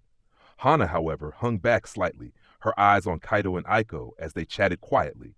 The way they leaned toward each other, their voices soft and full of ease, made something in Hana's chest tighten. Ren noticed her lingering behind and stepped beside her, his tone unusually gentle. "You okay?" Hana hesitated, her gaze briefly meeting his before flickering away. "Yeah, just tired." Ren didn't push further, but the way his eyes studied her hinted that he wasn't entirely convinced. Still, he simply nodded, falling into step beside her as the group slowly began to disperse, the warm laughter and soft glow of the evening masking the quiet undercurrents of unspoken feelings. The group eventually split off to head home, with Kaito walking Aiko back to her house. "Today was fun," Kaito said as they strolled down the quiet street. "It really was," Aiko agreed, her tone softer now. "Thanks for being so patient with my ideas. I know I can be a lot." "You're not a lot," Kaito said firmly. "You." Aiko stopped walking, turning to face him. "That's probably the nicest thing anyone's ever said to me." Kaito blinked, caught off guard. "It's just the truth." Aiko smiled, stepping closer. "You're kind of amazing, you know that?" Before Kaito could respond, Aiko leaned up and kissed him lightly on the cheek. "Good night, Kaito," she said, her voice soft and warm. "Good night," Kaito managed, his heart pounding as he watched her walk into her house. As he turned to head home, he couldn't help but smile, feeling that for once, everything was exactly as it should be. Kaito arrived home that night with a quiet, lingering smile, his mind still replaying the evening's events. The way Aiko's laugh had brightened the diner, the gentle way she teased him, and that kiss on the cheek, all of it left an impression that refused to fade. As he sat on the edge of his bed, his phone buzzed. It was a message from Aiko. "Thanks for tonight. You're my favorite person to hang out with." Kaito stared at the screen, his chest tightening with a mix of joy and uncertainty. A small smile tugged at his lips as he typed a quick reply.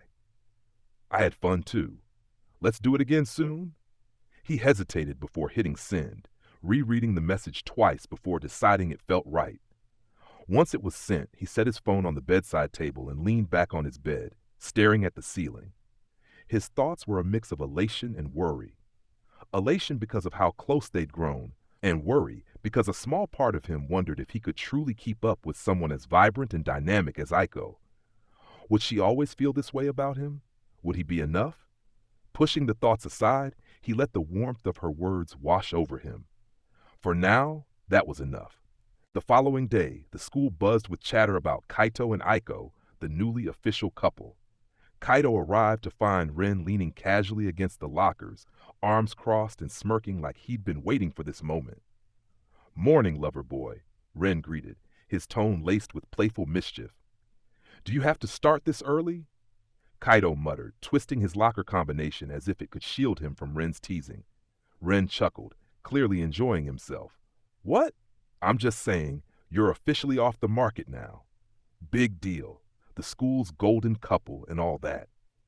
Kaito rolled his eyes but didn't bother denying it, though the faint blush creeping up his ears betrayed him.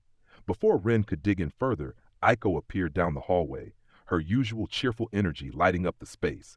She waved at them, her bright smile making Kaito's heart skip a beat. "Good morning," she called, walking straight up to Kaito and looping her arm through his. "Morning," Kaito replied, his voice softening, the corners of his lips twitching into a small smile. Ren grinned, raising an eyebrow. "You two are way too cute already. You're going to make everyone jealous, you know." Aiko laughed, leaning slightly into Kaito. "Let them be jealous," she said lightly. "I think we make a pretty great pair." Kaito's face turned red, but he didn't pull away, the warmth of her arm intertwined with his too comforting to resist. Ren's grin widened, clearly loving every second of Kaito's embarrassment. So, when's the next big date? For the school's it couple. Aiko tilted her head, pretending to think. I'm not sure. But don't worry, Ren. We'll leave plenty of room for your jealous commentary. Appreciate it, Ren said with a mock bow, earning another laugh from Aiko. Kaito sighed, shutting his locker and shaking his head, though he couldn't hide the faint smile tugging at his lips. Having Aiko as his girlfriend was new, exciting, and still a little surreal. But as they walked down the hallway together, he couldn't deny how right it felt.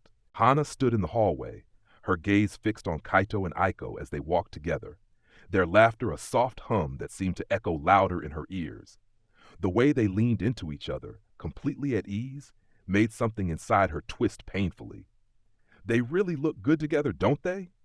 May's voice came gently from beside her. Startled, Hana turned to see May watching her with a knowing, sympathetic expression. She tried to muster a smile, but it felt thin and brittle. Yeah, I guess they do. May didn't say anything right away, her hand resting lightly on Hana's shoulder. It's okay to feel what you're feeling, she said softly. But maybe it's time to focus on yourself for a bit. You deserve that. Hana's forced smile faltered, her expression shifting to something more vulnerable. She let out a slow sigh, her shoulders slumping slightly. I know you're right. It's hard. I know, May said, squeezing her shoulder gently. But you're stronger than you think, Hana. You don't need anyone else to define your happiness. Hana nodded, though her eyes lingered on Kaito and Aiko for a moment longer before she turned away. Letting go wasn't easy. She knew that better than anyone. But as she walked to her next class, May's words stuck with her. Maybe it really was time to start focusing on herself. Later that day, the group gathered during lunch, the usual lively energy buzzing around the table. Ren, as always, took it upon himself to steer the conversation. So what's next? We can't just sit around being boring after that diner outing. Karen perked up. I heard the park downtown is having a festival next week. There's food, games, and even live music. That sounds amazing, Aiko said, her blue eyes lighting up with excitement. What do you think, Kaito? Kaito glanced at her, a small smile tugging at his lips. Sounds fun. Let's do it. Perfect, Ren said, leaning back with his trademark grin. We'll make it another group thing. Everyone's in, right? The group nodded enthusiastically, their chatter filling the space as they brainstormed plans for the festival. Aiko leaned closer to Kaito, her shoulder brushing against his. I'm going to win you something at one of the booths, she said playfully. Shouldn't I be the one winning you something? Kaito teased, his tone light. Why not both? Aiko shot back with a wink.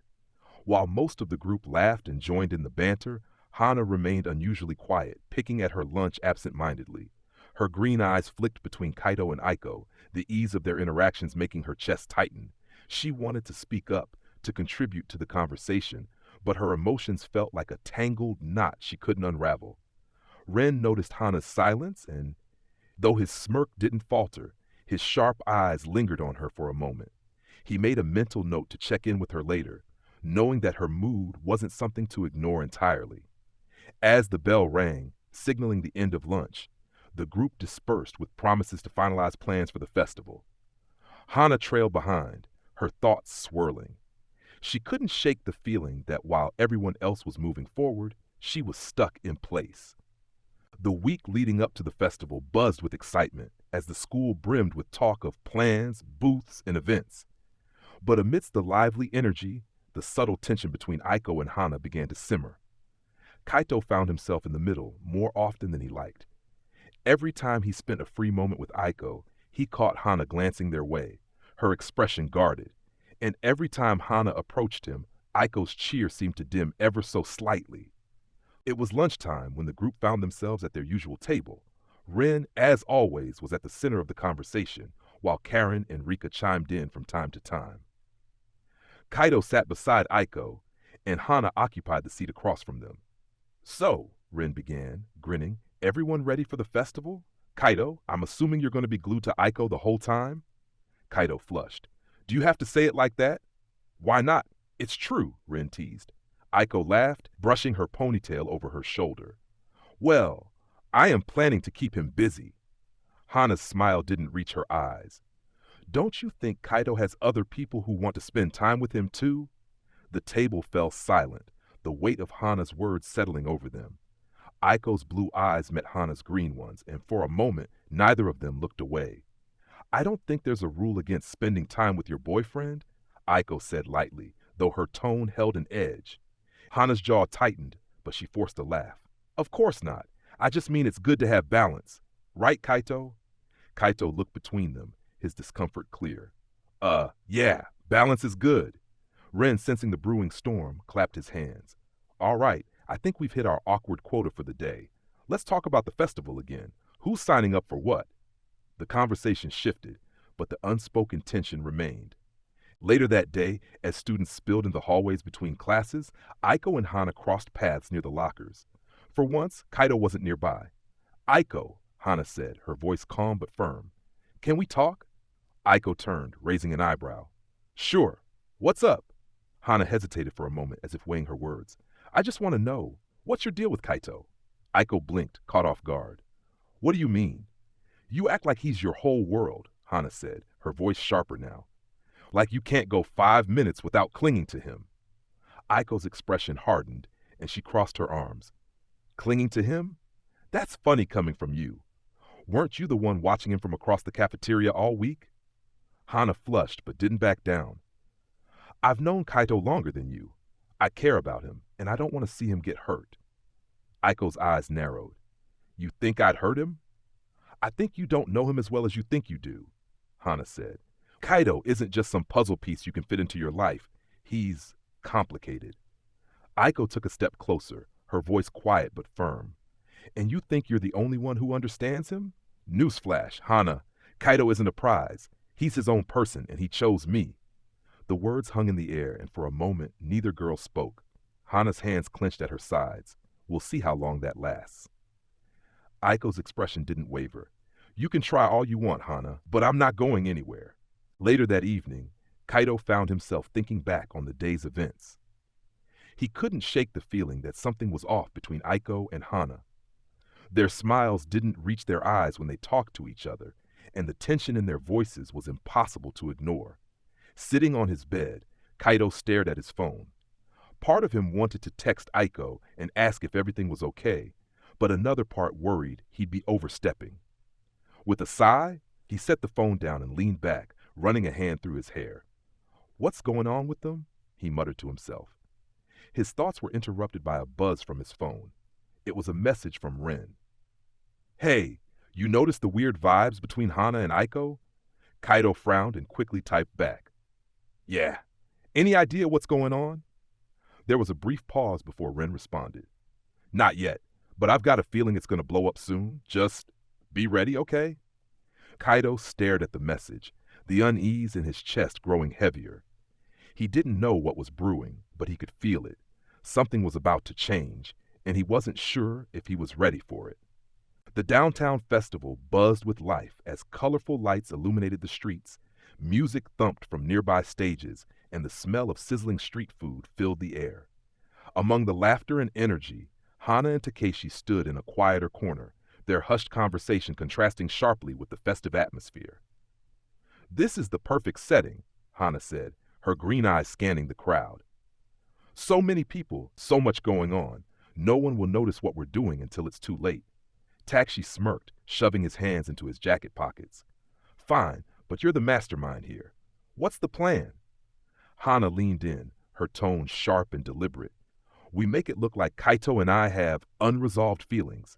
Something public enough that Aiko sees it, and something that makes her question everything. Takeshi raised an eyebrow, his smirk turning skeptical. Unresolved feelings? Sounds like you're just working out your own drama. Hana's jaw tightened, her voice dropping lower. This isn't about me. It's about showing Aiko that Kaito isn't the perfect guy she thinks he is. She's confident now, but if she sees something that makes her doubt him, even for a second, that confidence will shatter. And your idea is? Takeshi prompted, leaning lazily against a lamppost. Hana's lips curled into a faint smirk. We stage an accident, something small but deliberate. Kaito and I end up in a compromising position, somewhere Aiko can't miss. Takeshi chuckled, though unease flickered in his eyes. You're really pulling out all the stops, huh? Hana stepped closer, her gaze piercing. Do you want her or not? The amusement dropped from Takeshi's face, replaced by something darker. Fine, he said flatly. Let's do it. The opportunity arose as Kaito, Aiko, Rin, Karen, and Rika were exploring the festival. The group had been wandering between booths, laughing and sampling various snacks. I can't believe you ate all of that, Aiko teased Kaito, pointing at the now empty skewer in his hand. It was good, Kaito replied defensively, though his faint smile betrayed his amusement. Rin nudged him with a grin. You're going to have to walk that off. As they reached a section of the festival where the crowd had thinned, Hana and Takeshi made their move. Takeshi deliberately bumped into Kaito as they passed, sending him stumbling backward. Hana, who had been strategically positioned, stepped forward as if to steady him. But instead, the two ended up colliding awkwardly, with Kaito's arm landing around her shoulders. Kaito, are you okay? Hana asked, her voice loud enough to catch the attention of those nearby, including Aiko. Aiko, who had been a few steps ahead, turned at the sound of Hana's voice. Her expression froze as she saw the two of them, Kaito looking flustered while Hana leaned slightly into him, her hand on his chest for balance. It's fine, Kaito said quickly, stepping back and looking mortified. Sorry, I wasn't watching where I was going. No, it's okay, Hana said, her tone unusually soft. I was just trying to help. Aiko's gaze lingered on the scene, her usual bright expression dimming slightly. Rin, who had been watching from the side, immediately stepped in. Whoa, what's going on here? Kaito, you good? Yeah, Kaito muttered, his face burning. It was nothing. Ren's sharp eyes darted to Hana and Takeshi, suspicion flaring. He pulled Kaito aside, leaning in to whisper, That felt too convenient. Something's up. Meanwhile, Karen and Rika moved to Aiko's side. You okay? Karen asked gently. Aiko forced a smile, though her eyes remained fixed on Kaito and Hana. Yeah, I'm fine. As the group moved on, the atmosphere had shifted. Kaito walked beside Aiko, trying to gauge her mood, but her usually bright demeanor had dimmed. Her responses to his attempts at conversation were light and distant, the warmth in her tone noticeably absent. Hana just overreacted, Kaito said finally, his voice tinged with frustration. I don't know why she made it such a big deal. It's fine, Kaito, Aiko replied, though her tone was clipped, her eyes focused ahead. Let's just enjoy the festival. Kaito frowned, his chest tightening as he tried to think of the right words to say, but came up empty. Rin, meanwhile, hung back with Karen and Rika, his usual smirk replaced by a grim expression. Hana and Takeshi are definitely up to something, he muttered, his gaze fixed on the pair walking a short distance ahead. Are you going to call them out? Rika asked, her tone calm but laced with concern. Not yet, Rin replied, his eyes narrowing. But they're not getting away with this. Karen crossed her arms. Whatever it is, we'll have Kaito and Aiko's backs. Rin nodded, his jaw tightening. Good, because if they keep this up, things are going to get messy. As the group disappeared into the crowd, Hana and Takeshi regrouped near a bustling food stall, the chatter of festival goers masking their conversation. Well? Takeshi asked, crossing his arms and raising an eyebrow. You think it worked? Hana frowned, her usual confidence wavering. She looked upset, but I'm not sure it's enough. Kaito's more perceptive than I gave him credit for. Takeshi smirked, leaning casually against the stall. Or maybe you're losing your touch. Don't push me, Hana snapped, her voice low but sharp. This isn't over yet. If that didn't work, we'll just have to try something bigger.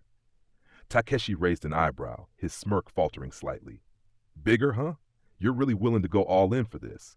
Hana's green eyes darkened, her jaw tightening with determination. If it means making her see the truth about Kaito, then yes, I'll do whatever it takes. Takeshi studied her for a moment, his smirk completely fading as he realized just how far Hana was willing to go.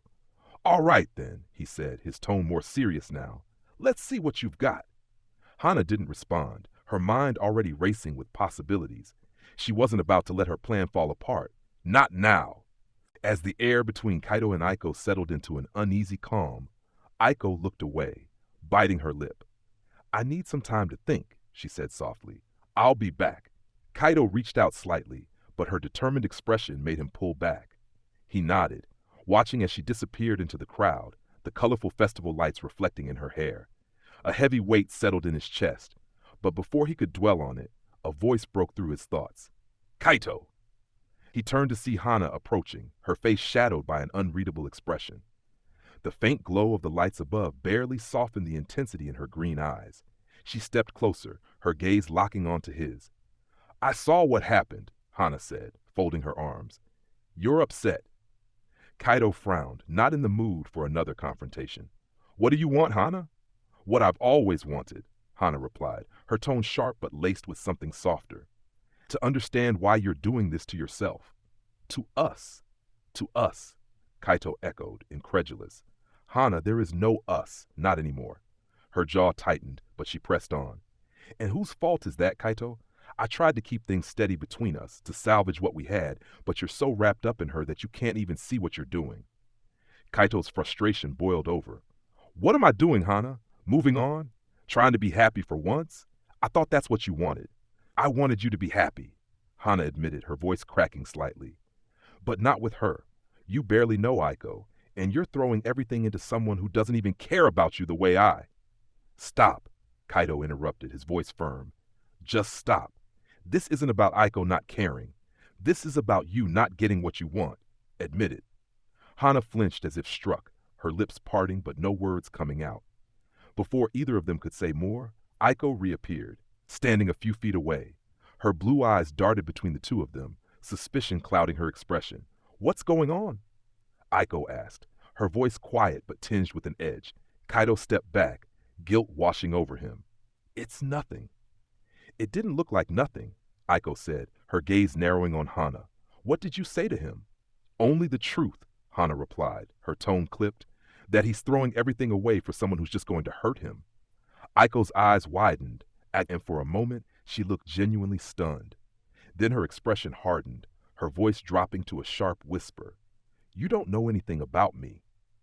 "I know enough," Hana shot back. "You're good at charming people, but when things get tough, you run. You don't stick around." Aiko's fists clenched at her sides, her voice trembling with restrained anger. "You think I don't know that? You think I don't see how much I mess things up? Maybe that's why I don't let people in. Because when I do, it always ends like this." Kaito tried to step in. "Aiko, that's not—" She turned on him, her voice breaking. "Don't, just don't. This is why I don't get close to people, Kaito. It's too much. You're too much." Kaito's heart sank at her words, and for a moment the world felt unbearably small. Aiko took a step back, her shoulders trembling. "Just leave me alone." The words hit Kaito like a physical blow, and though he wanted to say something, anything, he couldn't find the strength. He nodded silently and walked away, his footsteps heavy as he disappeared into the crowd. Aiko stood frozen, her breath shaky as she watched Kaito's figure fade into the distance. Hana glanced at her briefly but said nothing, walking away in the opposite direction. Aiko sat down on a nearby bench, her head in her hands. "You're an idiot, you know that?" Aiko looked up sharply to see Ren standing a few feet away, his arms crossed and his usual smirk replaced with a stern expression. "Ren," Aiko muttered, wiping her eyes. "Not now." "Yes, now," Ren said firmly, walking over to sit beside her. "What the hell was that?" Aiko frowned, her defenses rising. "You don't understand." "Oh, I understand perfectly," Ren countered. "You're scared. You're freaking out because Kaito actually cares about you. And instead of dealing with that, you pushed him away." Aiko turned away, her voice barely above a whisper. "What if I'm not what he needs? What if I just ruin things?" Ren sighed, leaning back against the bench. "You're not perfect, Aiko. No one is. But Kaito doesn't need you to be perfect. He just needs you to be real." Aiko blinked, his words cutting through her doubts like a knife. Ren continued, his tone softening. "Look, I've known Kaito for a long time. He's been through a lot, and yeah, he's got his flaws, but he's trying because he thinks you're worth it. And honestly, you'd be an idiot to walk away from that." Aiko's hands tightened into fists. "What if I mess it up?" "Then you mess it up," Ren said with a shrug. "But at least you'll know you tried. And trust me, Kaito will meet you halfway. He always does." Aiko sat in silence, Ren's words weighing heavily on her. Finally she stood, determination flickering in her eyes. "I need to find him," she said. Ren smiled faintly, standing as well. "Good. Now go fix this mess." As Aiko took off into the crowd, Ren watched her go, his smirk returning. "About time," he muttered to himself, before heading back toward the festival lights. Aiko weaved through the festival crowd, her heart pounding in her chest. The colorful lights and laughter around her felt distant, muffled by the noise of her own thoughts. She scanned every corner, every gathering of people, desperate to find Kaito. She checked the food stalls, the game booths, and even the quieter paths near the park, but he was nowhere to be seen. Her stomach churned with a mix of guilt and fear. What if he didn't want to see her? What if he'd already gone home? Pausing near a fountain at the edge of the festival grounds, Aiko pulled out her phone. Her fingers hovered over the screen as she debated texting him. But before she could, a movement in the distance caught her eye. There, sitting alone on a bench beneath a cluster of lanterns, was Kaito.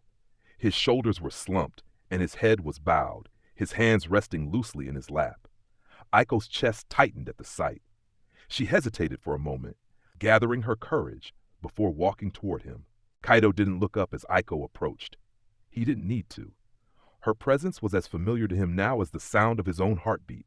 "Hey," she said softly, stopping a few feet away. "Hey," Kaito replied, his voice low. He still didn't meet her eyes. Aiko took a deep breath and sat down beside him, leaving a small but noticeable gap between them. The silence stretched, heavy with unspoken words, until Aiko finally broke it. "I'm sorry," she said, her voice trembling. "For everything I said, for pushing you away. I didn't mean it." Kaito's hands tightened slightly. "It felt like you did." Aiko winced, her chest aching at the pain in his voice. "I know, and that's on me. I got scared, Kaito. I've always been scared of letting people in. It's easier to push them away before they can hurt me." "I'm not trying to hurt you," Kaito said, finally turning to look at her. His dark eyes were filled with a vulnerability that made her heart ache. "But it feels like you're waiting for me to screw up, like you're expecting me to let you down." Aiko bit her lip, her gaze dropping. "It's not about you, Kaito. It's about me. I've never had someone care about me the way you do. I don't know how to handle it." Kaito reached out hesitantly, his fingers brushing against hers. "You don't have to handle it alone. I'm here, Aiko. I want to be here, but you have to let me." Aiko looked up at him, her blue eyes glistening. "You really mean that?" "I do," Kaito said firmly, "but only if you're willing to meet me halfway." Aiko swallowed hard, her heart thudding in her chest. Then, with a small, shaky smile, she nodded. "I'll try. I promise." The first burst of fireworks lit up the sky as Kaito and Aiko made their way back to the heart of the festival. The crowd had gathered near the open field, where blankets and chairs were spread out for the perfect view. Kaito spotted an empty patch of grass near the edge and guided Aiko there. They sat down together, the warmth of their shoulders brushing as the night exploded into color. "This is beautiful," Aiko murmured, tilting her head back to watch the fireworks dance across the sky. "Yeah," Kaito said, though his gaze lingered on her instead. "It is." Aiko caught him staring and blushed slightly, nudging him playfully. "You're supposed to be watching the fireworks, not me." "Can't help it," Kaito admitted, a faint smile tugging at his lips. Aiko's playful demeanor softened as she reached for his hand, threading her fingers through his. "Thank you for not giving up on me." Kaito squeezed her hand gently. "Thank you for letting me in." As another firework burst overhead, showering them in golden light, Aiko leaned her head against Kaito's shoulder. The world around them seemed to fade, leaving only the warmth of their connection and the magic of the moment. For the first time that night, Aiko felt at peace. The fireworks continued to light up the night sky, their vibrant colors reflected in Aiko's wide, sparkling eyes. She sat up slightly and reached into her bag, pulling out her phone with a playful grin. "Kaito," she said, turning to him. "Let's take some pictures." Kaito blinked, caught off guard. "Pictures? Now?" "Yes, now," Aiko said, scooting closer to him. "This is a perfect moment. We need to remember it." He hesitated, his gaze flicking between her and the phone. "I don't know." "Don't be shy," Aiko teased, holding the phone up and adjusting her angle. She leaned in closer, her shoulder pressing against his as she framed the shot. "Just smile, or at least try to." Kaito sighed, his lips curling into a faint reluctant smile as Aiko snapped the picture. She immediately checked the result, giggling at how stiff he looked. "Come on, you can do better than that," she said. "One more." This time, Aiko leaned in even closer, tilting her head toward his and flashing a bright, cheerful smile. Kaito, despite himself, felt the tension melt away. He smiled, genuinely this time, as the phone clicked. Much better, Aiko said, showing him the photo. The image captured their happiness perfectly, her radiant grin, his soft smile, and the fireworks glowing behind them. You're good at this, Kaito admitted, his tone light but sincere. I've had practice, Aiko said with a shrug, scrolling through the pictures. She paused on one and smiled to herself before turning the phone back toward him. This one's my favorite. Kaito looked at the screen. It was the second photo they'd taken, the one where they were both smiling. Something about the way their heads leaned toward each other, the warmth in their expressions, it felt special. Mine too, Kaito said softly. Aiko lowered the phone, her eyes meeting his. For a moment the world around them seemed to fade again, the noise of the festival and the fireworks distant. She reached out, brushing a stray strand of hair from his forehead. Kaito, she said, her voice barely above a whisper. Thank you for being here, for being you. Kaito felt his chest tighten at her words, his heart pounding. You don't have to thank me, Aiko. I just want to make you happy. You already do, she replied, her smile softening. More than you know. Before either of them could say anything more, Aiko raised her phone again. Okay, one last picture, but this time, let's make it memorable. She leaned forward and pressed a quick kiss to his cheek just as the phone clicked. Kaito froze, his face burning, but Aiko just laughed, her own cheeks pink. That one's definitely going on my favorites, she said, tucking her phone away. Kaito shook his head, a small, amused smile tugging at his lips. You're unbelievable. And you wouldn't have it any other way, Aiko teased, standing and offering him her hand. Come on, let's get back before Ren sends out a search party. Kaito took her hand, letting her pull him to his feet. Together, they walked back toward the heart of the festival, their fingers still intertwined. For the first time in a long time, Kaito felt like he was exactly where he was meant to be. The next day, the school was buzzing with chatter about the downtown festival. In the quiet courtyard, Ren sat at one of the benches, sipping from a carton of juice, while Karen and Rika approached him. Both looked equally curious and slightly concerned. So, Karen started, crossing her arms. Did your big plan work out, or is Kaito still wallowing in self-doubt? Ren smirked, leaning back casually. Worked like a charm. Kaito and Aiko patched things up during the fireworks. They're good. Rika raised an eyebrow. You sound way too smug about this. It wasn't exactly smooth sailing. True, Ren admitted, shrugging. But come on, you saw them. They're crazy about each other. They just need a little nudge every now and then. Karen sat down beside him, tapping her chin. You think this is it? No more drama? Ren chuckled darkly. With Hana and Takeshi lurking around? Not a chance. I've got my eye on them. Rika nodded. They're not giving up anytime soon. Takeshi looked furious last night. Good, Ren said, finishing his drink. Let him be. He's a blunt instrument, but Hana, she's the real wild card. Karen glanced at Rika, then back at Ren. So what's the plan now? Ren stood, stretching his arms above his head. We keep doing what we do best, running interference. Kaito and Aiko deserve to enjoy this, even if it means dealing with a little chaos. Rika sighed. You make it sound so noble, but you just like the drama. Guilty as charged, Ren said with a grin. In a secluded area near the school's athletic fields, Hana found Takeshi pacing back and forth, his fists clenched. She approached cautiously, her usual composure strained after the previous night. Takeshi, she called, her voice firm but quiet. He turned, his expression dark. What do you want? We need to talk, Hana said, crossing her arms. Last night didn't go as planned, and you need to calm down before you do something stupid. Takeshi scoffed. Calm down? Did you see how she looked at him? She didn't even give me a chance. Hana's gaze softened for a moment before hardening again. I understand how you feel, but this isn't about you or me anymore. It's about them. Tashi stopped pacing, glaring at her. You're giving up? No, Hana said sharply. But we can't keep making the same mistakes. If we push too hard, we'll just drive them closer together. So, what's your brilliant plan?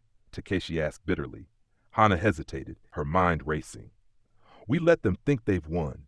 They'll get comfortable, drop their guard, and that's when we strike. Takeshi raised an eyebrow. And what exactly does that mean? It means we wait for the right moment, Hana said, her voice low. And when it comes, we'll make sure Kaito sees things differently. Kaito stood at the school gates, his bag slung over his shoulder. His mind replayed the events of the previous night, The fireworks, the photos, the way Aiko's hand had felt in his. A small smile tugged at his lips, though it didn't last long. "Hey, Kaito!" Aiko's voice pulled him from his thoughts.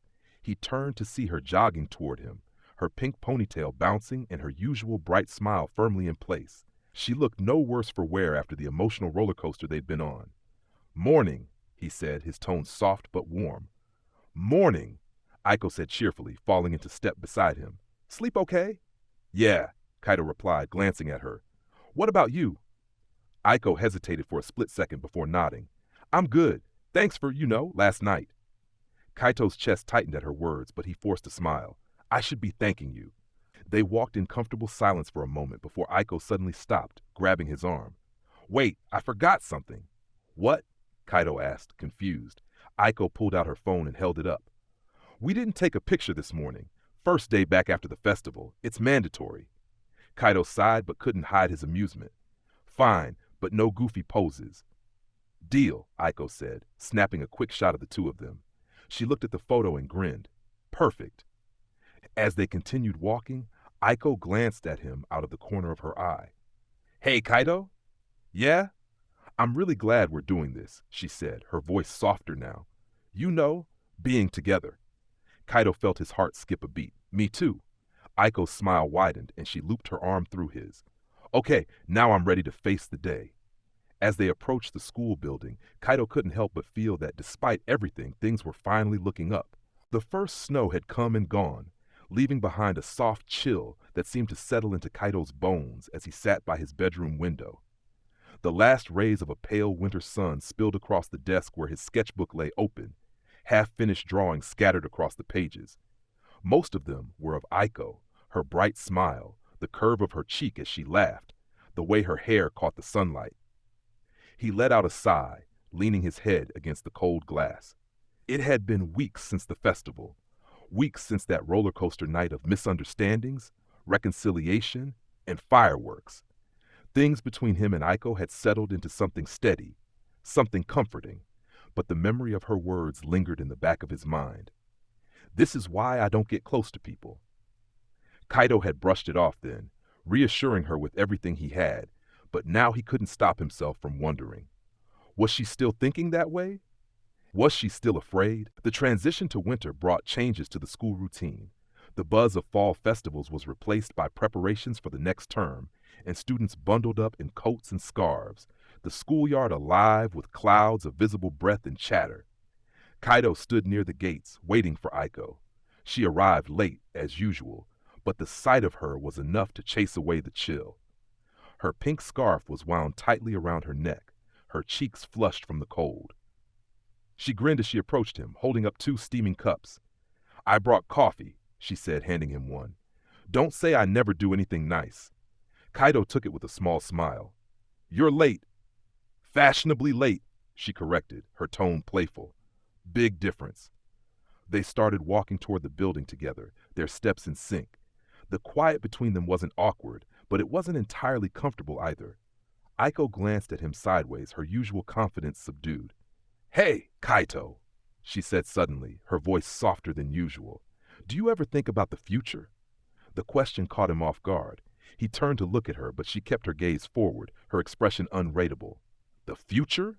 he echoed. "What about it?" She shrugged, but there was a tension in her posture. Just what things will be like, where we'll be, who we'll be with. Kaito frowned, unsure where the question was coming from. "I don't know. I guess I just think about getting through this school year first." Aiko nodded, but her silence after that was deafening.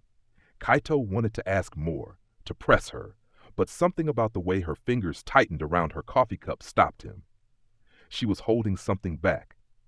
Over the next few days, Kaito couldn't shake the feeling that something was different. Aiko was still Aiko, bright, energetic, and full of life, but there were cracks in her facade. She spaced out during conversations, her laughter didn't always reach her eyes, and she seemed distracted, even when they were together. Ren noticed too. "She's not herself," he said one afternoon as the two of them lingered near the rooftop. "Something's up." "I know," Kaito admitted, his voice heavy. "But she won't tell me what." Ren leaned back against the railing, crossing his arms. "Give her time. She'll tell you when she's ready. What if she doesn't? Kaito asked, the weight of his own doubts pressing down on him. What if? Don't, Ren interrupted, his tone firm. Don't go there, Kaito. You've come too far with her to start doubting now. Kaito nodded, but his stomach twisted with unease. The first true snowstorm of winter arrived a week later. Classes were canceled early, and students poured out into the courtyard, their shouts and laughter filling the cold air as they pelted each other with snowballs. Kaito stood under the overhang near the gate, waiting for Aiko like he always did. When she arrived, her face was pale, her usual brightness dimmed. Kaito's heart sank at the sight of her. She approached him slowly, her steps hesitant, and the look in her eyes told him everything before she even opened her mouth. I need to tell you something, she said quietly, her breath visible in the cold air. Kaito swallowed hard, his chest tightening. What is it? Aiko hesitated, her gaze falling to the ground. My dad got a job offer, a really good one. Oh, Kaito said, the weight of her words settling over him. That's good, right? Aiko's voice cracked when she spoke again. It's in another city. The world seemed to still around them. Kaito's mind raced, trying to process her words, to make sense of what this meant. She was leaving. When? He managed, his voice barely above a whisper. Not right away, Aiko said quickly. After the new year, but it's pretty much decided. Kaito looked at her, searching her face for answers, for something to hold on to, but all he saw was the same uncertainty he felt. I don't know what to do, Aiko admitted, her voice trembling. I don't want to leave, Kaito. I don't want to leave you. Kaito stepped closer, his hand reaching out to hers. Then don't. It's not that simple, she said, tears welling in her eyes. You know it's not. As the snow fell around them, Kaito realized that the warmth they had shared, the bond they had built, was about to be tested in a way neither of them had prepared for. The future they had barely started imagining together now felt fragile, uncertain, and painfully real. To be continued.